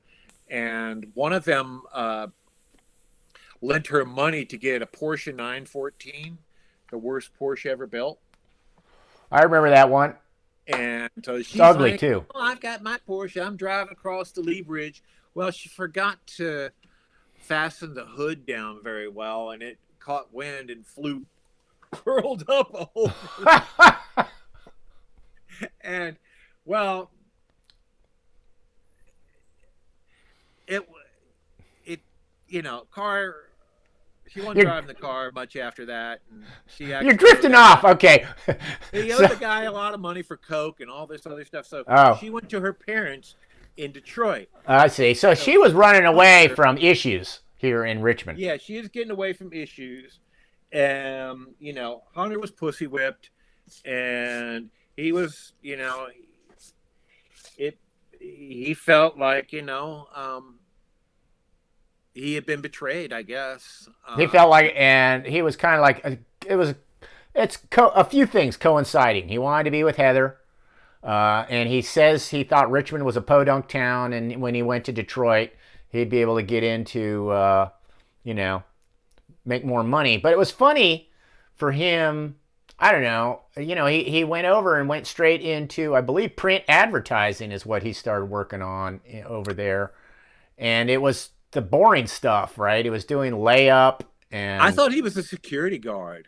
Oh, really? He didn't even get to do, because I remember him talking about some of the work he did. And tell me about how that was and how hard it was to get to be a trusted graphic artist for, the GM or something. Right. Yeah, I mean, the way he described it was pretty rudimentary. He would hang out with those artists, but I think he was a security guard. Okay. I can't see him designing cars. Well, not designing it. I think what I was talking about is the point, the stuff where you take the work from the actual artist. He might have done the grunt work for some of the graphics. Yeah. I don't know. I don't want to. Yeah. I don't want to. No, I'm not. Cast him in the wrong light. But that's. No, I'm not trying to either. I'm just talking about. I guess I'm just trying to be clear as what he was doing while he was up there in Detroit. And so, he was up there for a good year or so, and didn't take long for her to, start cheating on him and them to start falling apart. And so next thing you know, he shows up at the slave pit. He comes back and down. Meanwhile, we had put the show on the road. Right. We had actually gotten a record. We were doing good. We were on the way up. Yeah. And he begged to be let back in. And, we let him back in. Yeah, I was talking about the story.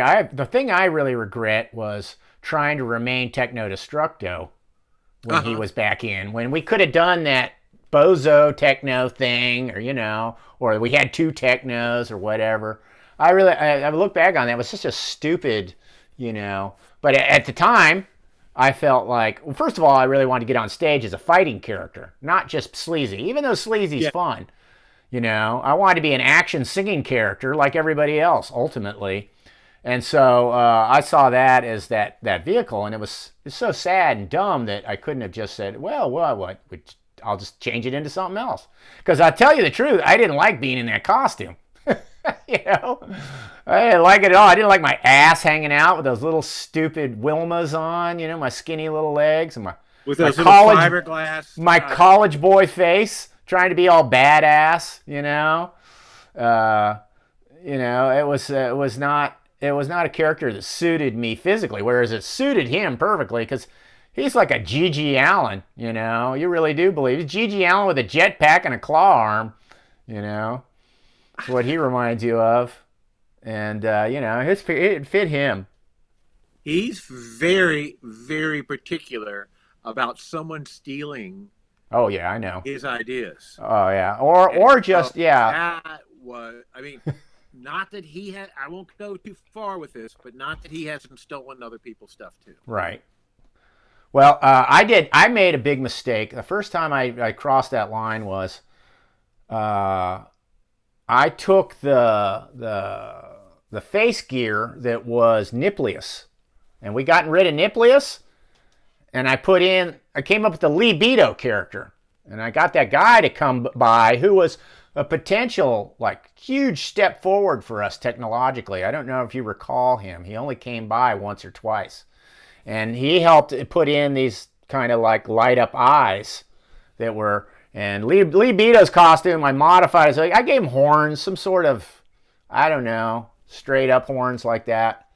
And I figured it was over. I mean, Niplius's character was done, and this piece of headgear was ideal. So I just took it and I cut that off, and I changed it to mine. Oh man, he was livid, absolutely livid. But then I got that treatment. I saw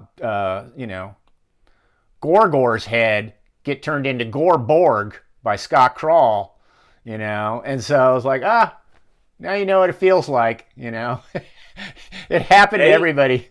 I had somebody take scraps of my costume and do a whole tour impersonating this executioner. Oh well, yeah, parts of your costume are still used to this day. Yeah.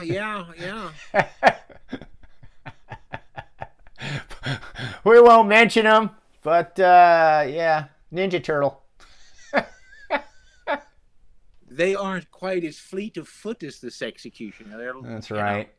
That was funny because like back in the day, this executioner had to endure so much criticism for being overbuilt and clumsy, which he was on purpose. But nowadays, when this executioner goes on stage, he is the most scantily clad, dexterous person there. Yeah, that's true, because what we had is you had a kind of an escalation of size going over the years. That's just a natural way to take it. Big is better. Yeah, and it just kept oversizing, and yeah. The stage didn't get much bigger. Dave, oh man, everybody. Here's an interior shot. There's Hunter working in the background. He's working on Gorgor. And there is the infamous wheelchair of sin, right? The murder chair. Murder chair. There we go. It hasn't got the big monster wheels on it yet. It's just got wheelchair wheels, because that's what it is. It's a modified wheelchair, right? And as Chuck was saying, this is a perfect example of how we would overbuild for shows with and not use the stuff. These were two giant rockets, and this was involved in a sketch, whereas you and Mike Delaney, and he was the American, and you were the Russian, and you were comparing your missiles like dick size, right? And you had this confrontation. And so all this work was done putting together these awesome props, and you used them for one show, if I'm not mistaken. One show. And we were like, it took us a while to get away from that stupidity, like well, I mean, it wasn't stupid to me in hindsight, because well, like you were saying, we were doing a different show theme every show. Yeah.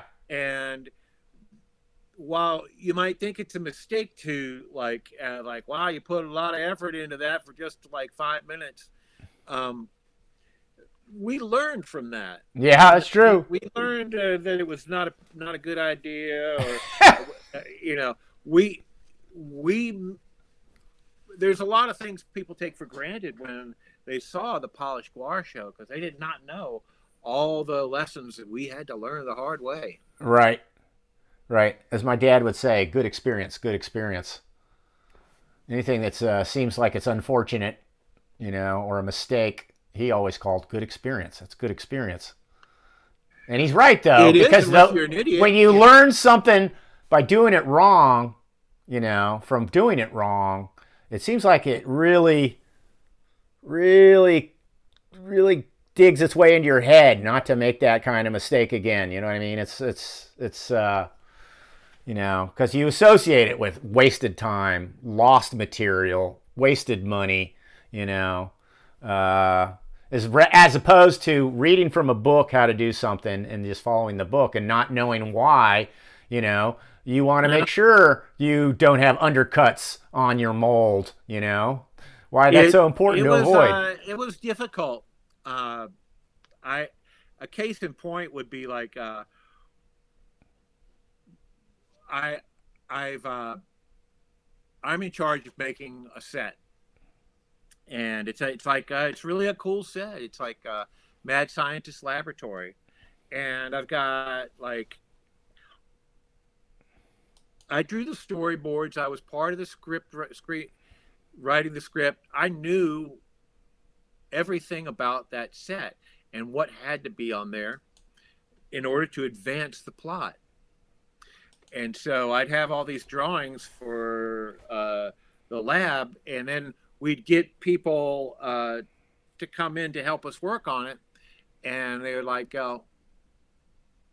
I would like go, hey, you're not making the lab piece that we're talking about here.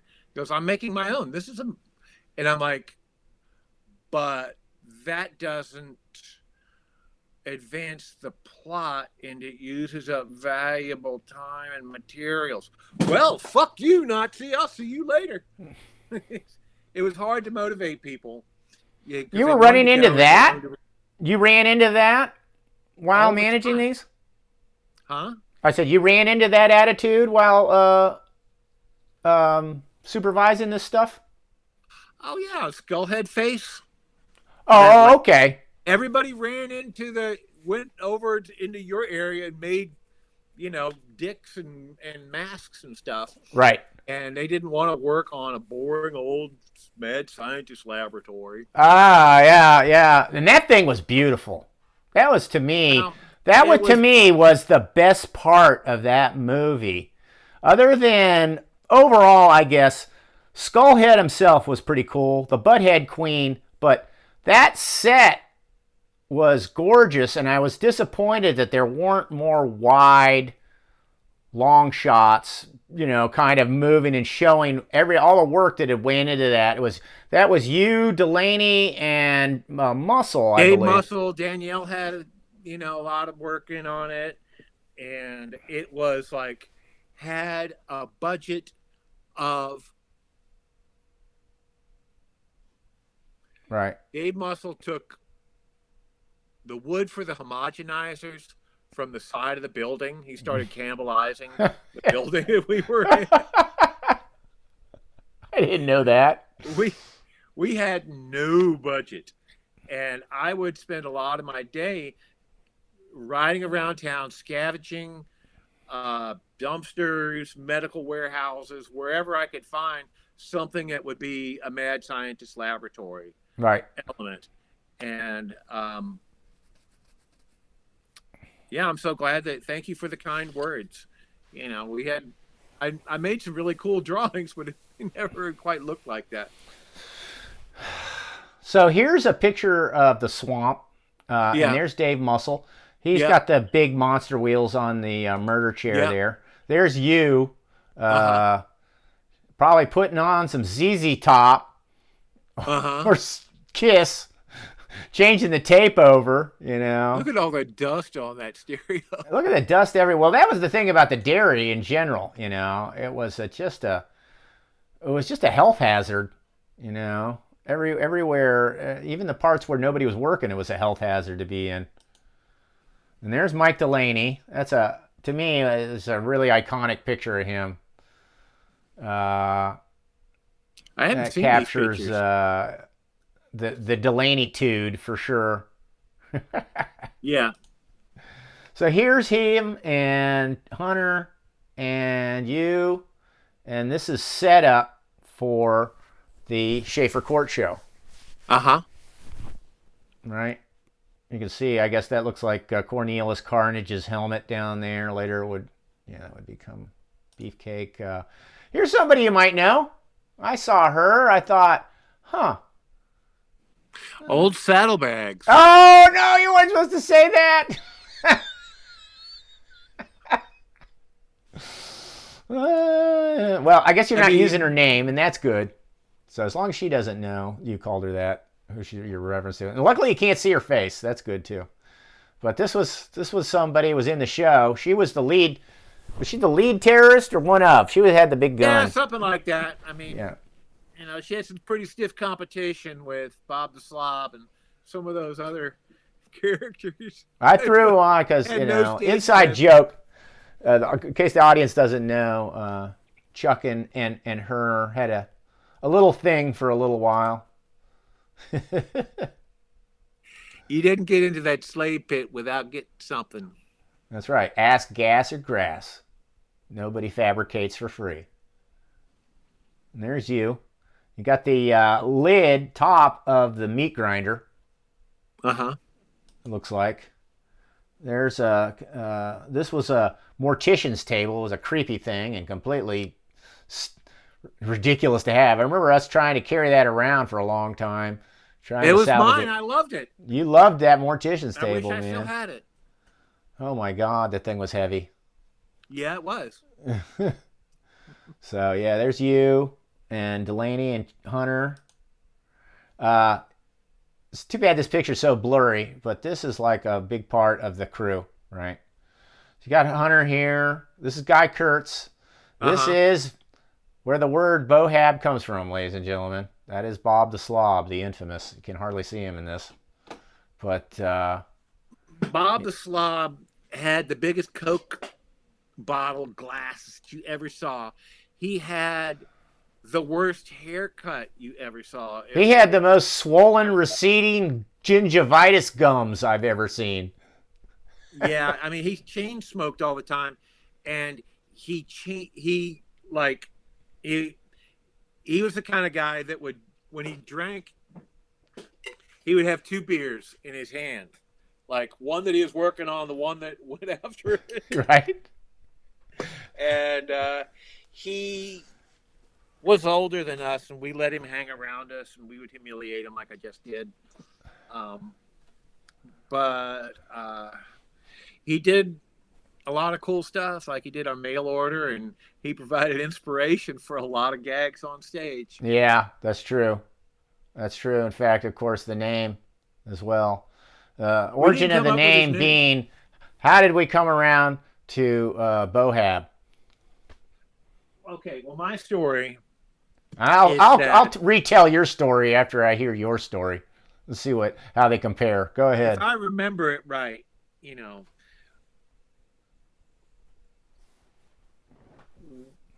a group of us, me, you, and Hunter, and Dave, were at Master Records for our first big record signing. And there's a big dinner table.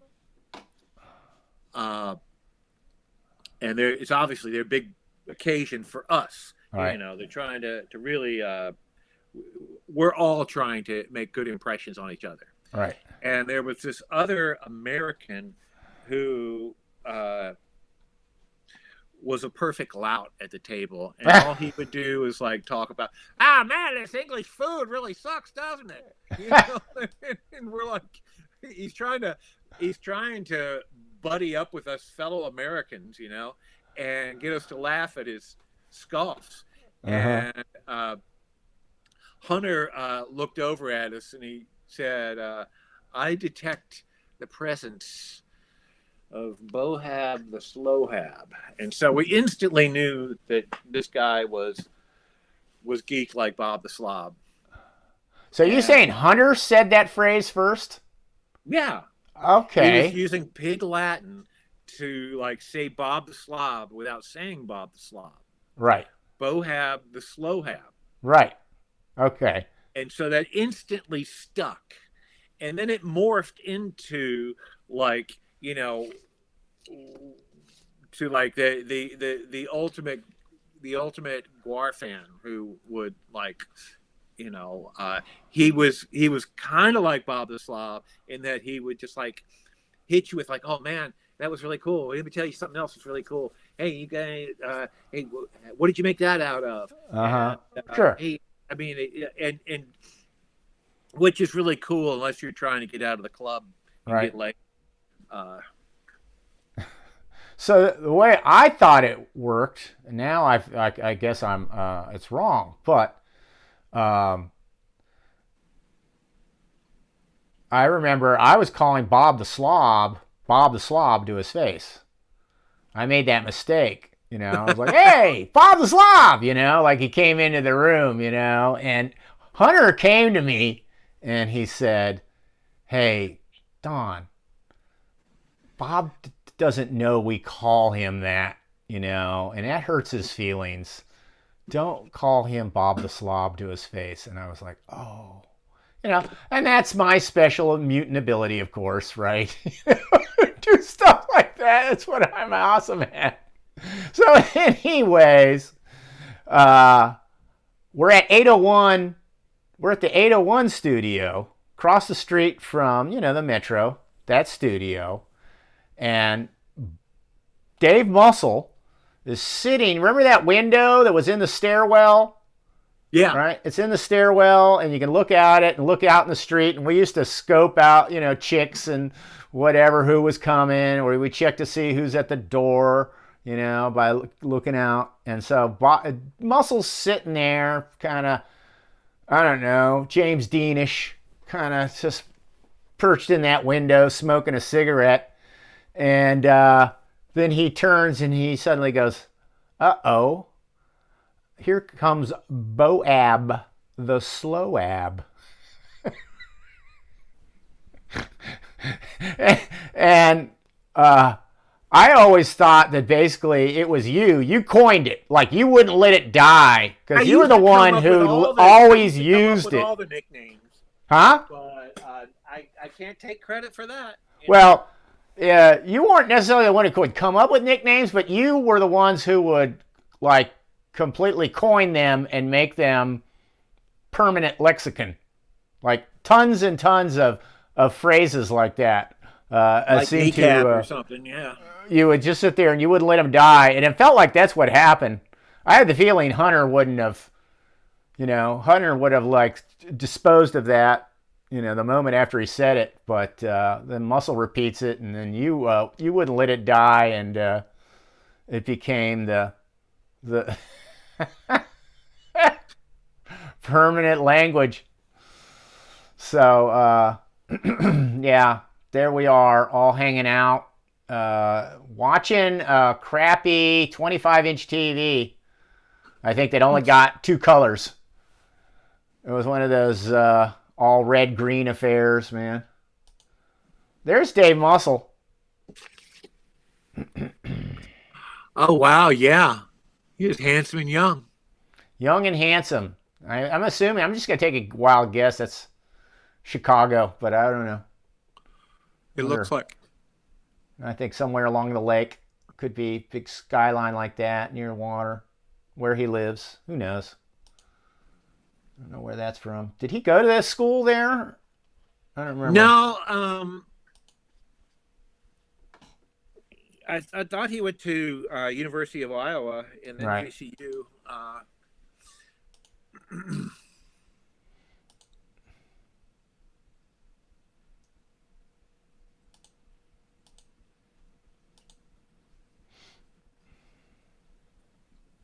Here we go. Let me go into one more folder.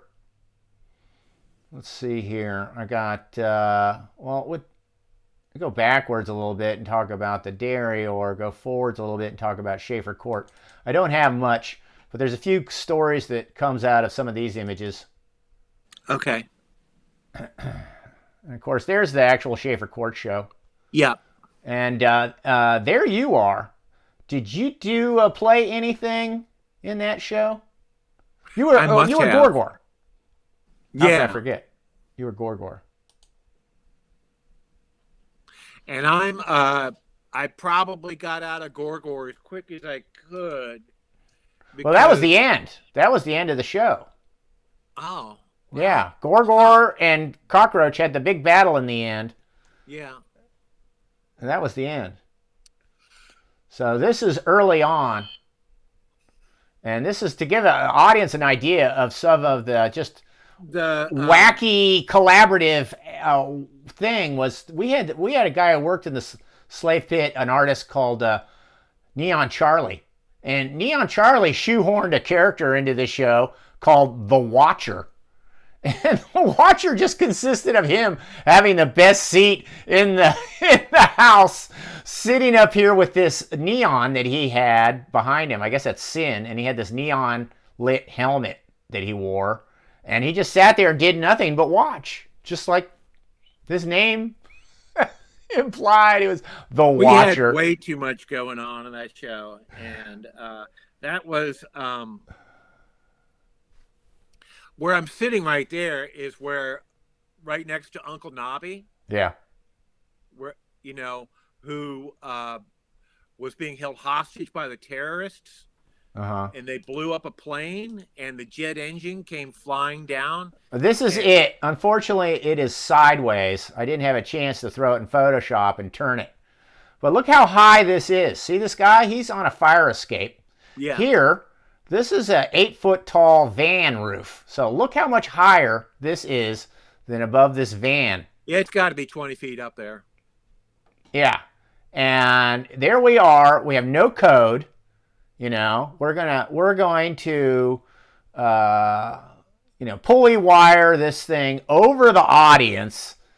And had that thing dropped, yes, it wasn't the weight of a true jet engine, but from that height, you'd break a neck, if it landed on somebody's head, Well, I've got an answer for that. Yeah? Dave Muscle. Dave Muscle rigged that thing. Yeah. And it worked perfect. It did. It worked perfect. And that was the thing about that show. Everything worked perfect. Even though most of it, there was no rehearsal for it. There were a lot of happy people after that show. And one of the funny things about that show was it seemed like acid blew into town, and everybody was dosed for the show or dosed afterwards. And that's what kind of made it this magical, communal, moment. And in some ways, maybe the greatest GWAR show of all time. In just some ways, you know what I mean? Even though it's a lot cruder and it's not nearly as polished, and the music isn't nearly as good, it was lightning in a bottle, because you had everybody on acid watching, from basically primarily an art school, watching this basically performance art piece unfold before their eyes, It was a huge victory for us, because the biggest at VCU, the biggest celebration they have is Halloween. Yeah. In the art school. And they spend 1 year they had Iggy Pop. Yeah. 1 year they might have the Dead Kennedys, but we were big enough to be the headliner that year. Right. Which meant, there were a lot of people that had scoffed at us over the previous few years and had to have some humble pie with that. Yeah. Well, at the time, this is when the punk rock scene was starting to diverge, right? Yeah. So there was still the old school hardcore, adherence to punk rock, and then there was this, there was things were breaking off, both the way it sounded and also the look. But GWAR was the biggest kind of divergence.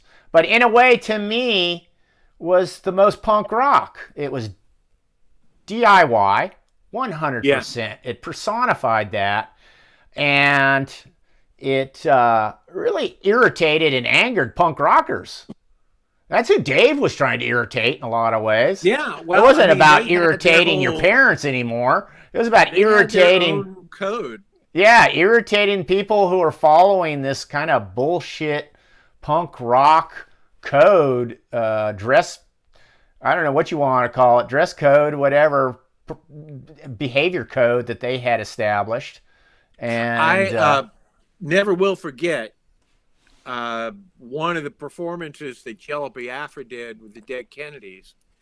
And, he gets, he walks out on stage. He goes, "Oh, what have we here? Leather jacket here, leather jacket here, leather jacket there. Aren't we all got our little uniforms together for the show tonight?" yeah, we knew people within the scene in Richmond by name who fit what he just, pointed out to a T, right? To a T. And in fact, Dave ended up pilfering a couple of their musicians to form the early version of GWAR. So those guys went from scoffing GWAR to being in GWAR. That must have been, that's interesting. It's like, oh, you guys suck. You want to be in the band? Yeah. Yeah. Well, they weren't going to go anywhere else. Yeah, well, it had run its course. By 80, it felt like by 85, 86, the hardcore scene had run its course. It had lost momentum. So, they were smart enough to see that. So here's Schaefer Court. This is, you can't see, the stage is directly opposite of these people. I don't know if there's a show, but this is typically what the turnout for a show would be like. People just kind of spread out, not necessarily that close to the stage. I think this is 87, so it's a little bit later, but it gives you an idea. Early Sleazy P Martini there. There's Colette. There's some musicians. One of those typical Colette Dave type mashups. This is GWAR Serial, the first time that, I don't know why, but that always seemed to be something that was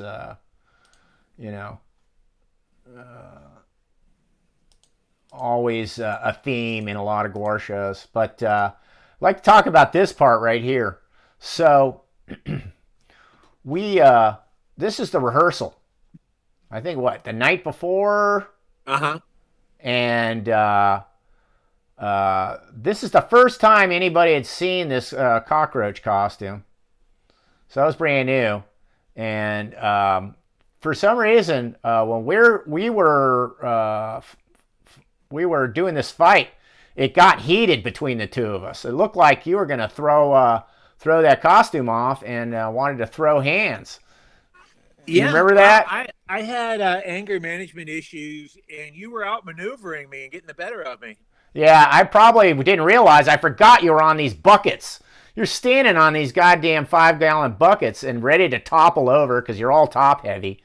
And probably felt really kind of, precarious for you, or, But I was trying to be all, animated. You were trying to make a good impression with your costume. Yeah. And it was like, it was amazing that you made that. It was the first latex based costume that we had made. I can say that I bought the latex, but it was only a quart. I don't know how you made it. No, it was a gallon. It was a full gallon. Yep. Oh, yeah, it was a gallon. Not a but I thought that was from Ted Sanderson. I could be wrong, man. No, I thought bought it at the art store on Broad Street, and I remember the clerk looking at it and goes, "What are you going to make, a tire?" I think I asked him for more rubber. He goes, "Hey, are you going to make a tire?" Anyhow, we didn't get any. Everybody, I don't know how I got a hold of it. Everybody's kind of looking at it like, what's this for? And I just went, I took it. I got some bed sheet and some carpet foam, and it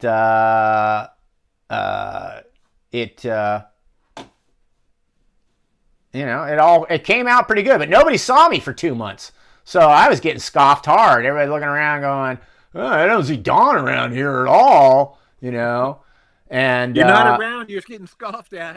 Yeah, that's for sure, man. And I'm sure nobody was expecting anything any good because they hadn't seen anything.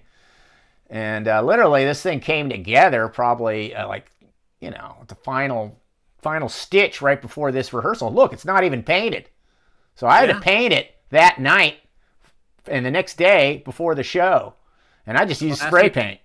Classic GWAR deadline. Yeah. You're squirting hot glue on something, while it's going out on stage. How many times have we had to do that? Yeah.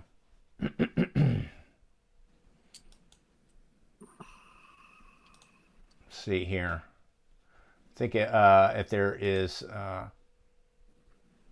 there's some props. There's GWAR again. Don? You gonna let it go? All right. It's about 1 o'clock, and I'm kind of tired. I'd love to do this another time, and we'll have more content. That's fine. I got one prop here for you to talk about before we close out. You mean that skull? That poorly rendered skull? Poorly rendered skull. Yeah. Well, that. We knew we had to have a giant, poorly rendered skull. We knew it. And so Dave Muscle made the framework, and I took these chunks of foam that formerly housed, they're appliances and TVs and stuff, right? You see how lumpy that thing is? Yeah. And so it was difficult to mass it out.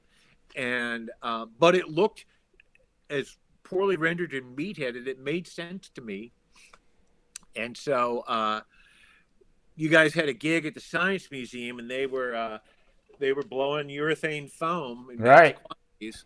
And so we foamed it up so it actually kind of looked like an art object, and I put some big braces on it. That was the genius touch that you put on that, and that's one of my all-time favorite things that captures the GWAR sense of humor to me. The skull with braces on it, that to me was like, in one emoji, captures the essence of GWAR. It's death, but it's goofy, It's morbid, but it's silly. Adolescent. It was just, and that's kind of what it was. It's one thing to have. It was. Up there. It's another thing to have, this adolescent skull with braces. We are arrested adolescents, is what really the kind of was the band ethos. It was what we were. Let's not beat around the bush. And when you did that, I always thought, man, that was pure genius because, a skull with braces. That's.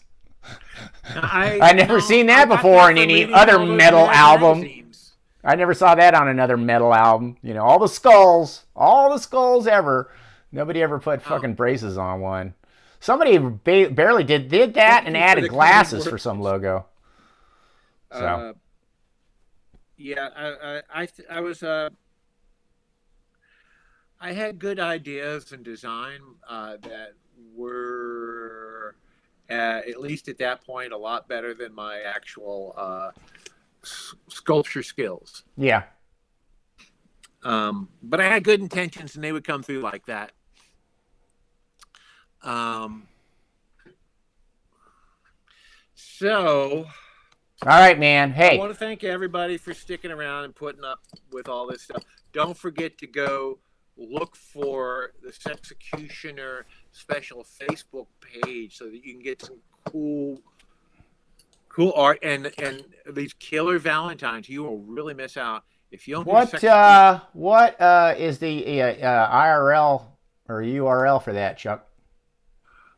It's a Facebook group, Oh, and okay. it's I'd plop it up on screen right now if you had a link for it, but you know what? You'll maybe somebody out there could put it in the chat or something. if you could But type it in the chat, it'd be great, but the name oh of it well, you know what? is Next time. okay. I mean, unless you can if you Well, got the something other to throw GWAR it. groups are going to see the. We're going to share onto, like GWAR and stuff like all the other fan Mhm. sites are going to probably have this on there. Okay. My I have a Bohab whisperer because I don't know how to like work people anymore. I'm just a stoner out here in outer space. Your ways are strange, It's strange and and confusing. so he's able to like he's wonderful. He Do you have a he website, he Chuck? tells me what I need to hear, and he sells my merchandise for me. Do you have a website, Chuck? No, I don't. I never put one Oh, together. okay, so it's just I thought Facebook it page, happened, huh? right? Just a Facebook page, Just a Facebook page. and the Facebook page is called one more time. Oh, see, I think I erased it. It's Sexcellent Chuck Varga Art and Appreciation of the Arts. Sexcellent. See if I can log And in. I It think won't that let I me can log dig in. it up on my phone and maybe show it to you. Yeah, entered an old password. There's somebody put the link up for it, Chuck. So yeah, GWAR Okay. Slave put it up. It's facebook.com/share. He put it up on Rumble. Yeah. Okay. And yeah, Quinn Mojo threw it up on Twitch. So yeah, guys, go check out Chuck Varga's Facebook page. Show him some love. Buy his shit, right? And Uh, all my stuff is handmade by me, yeah, and it's fine art. It's not, it's not made in mass China. produced. My tiki mugs are not mass produced in China. Yeah, Uh, I did I that for a can't little sell while. them I for learned to 50 hate bucks. it. Huh? I said I tried to make. I have shit made in China, and I learned to hate it real quick, man. And so I don't mess with any of that. It's good that you make it in America yourself. It's much more special. Special. Yeah. Well, I got a studio that I use. I get a lot of work from, just the entertainment industry, and it's a nice little side hustle. And so yeah, it's nice to be able to make stuff that people will buy, while I have downtime. Um, Money, I just can't get enough of it. I don't spend it. I got I've got a Well, lot you're of living in Brooklyn, so I live in Brooklyn. Yeah, my expenses, my nut for every month is $4,000. That doesn't include food. yeah. So there's been a big strike in the movie industry, Oh and yeah. I worked for a year, so I had to do some creative financing. Yeah, Danielle Stamp was hit by that as well. That slowdown. Yeah. She told me quite a bit about it, and hopefully I'll be getting her on this show in the near Yeah, future. yeah. Well, she's she's doing real well out there in L.A. Mm-hmm. I'm kind of jealous, Yeah, she's a but hustler. That's yeah, all there is to it. Hustlers. I'm very happy with my lot. And I used to scoff at her, but now I can't because she is the shit. Mm-hmm. Anyhow, good night, Mohabs. All right. Thank All you for right, having me Chuck. on, Don. And Yeah, it was a let's set a pleasure, date. even though it was all over the place. Yeah, let's set a date for several months for part two, where we have our ducks in a row and we're technically savvy. Yeah. All right. All right. Well, good night, Chuck. I'm closing you out, and Okay. see you later. Let's see here.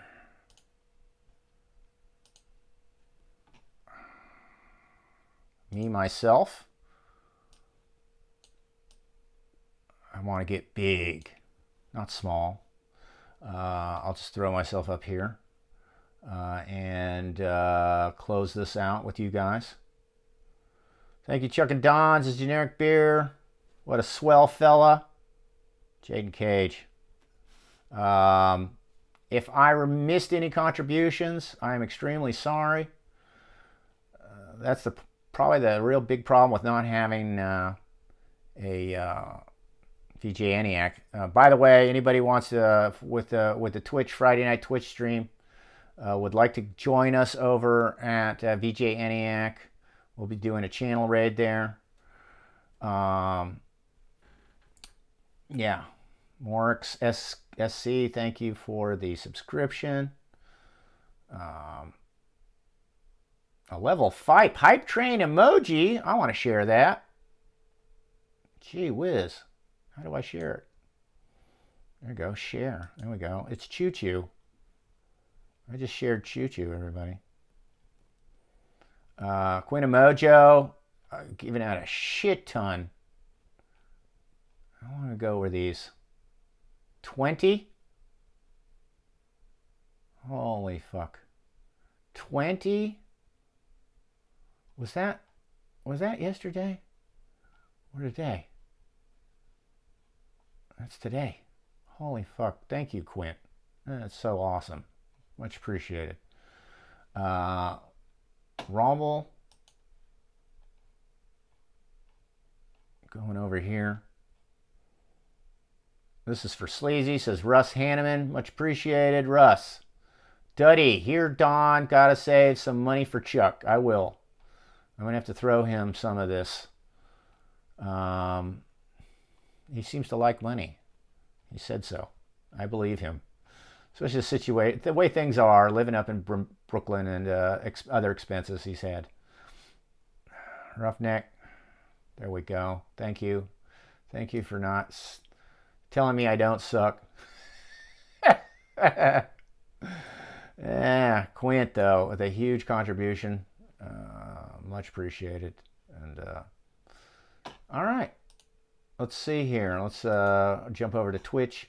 We'll just do the channel raid now. Join me tomorrow night, though, on the usual place, the usual people, right? Well, that's just me. So, I mean, my boss, Sleazy P. Martini. All right, everybody. Raid starting. VJ ENIAC in 10 seconds. And I'll see the rest of you tomorrow night. And Sunday night, gosh, I don't know what 3D movie it is, but we've had a load of good ones lately. Last night's was awesome. What was it? Raid now. What was it? Oh, yeah, Tammy and the T-Rex. You know what I have to say, though? The thing that didn't make me absolutely love it, and it was all done, was I think the third act was weak. At that middle act, end of the first, going into the second, oh my God, man. That was awesome.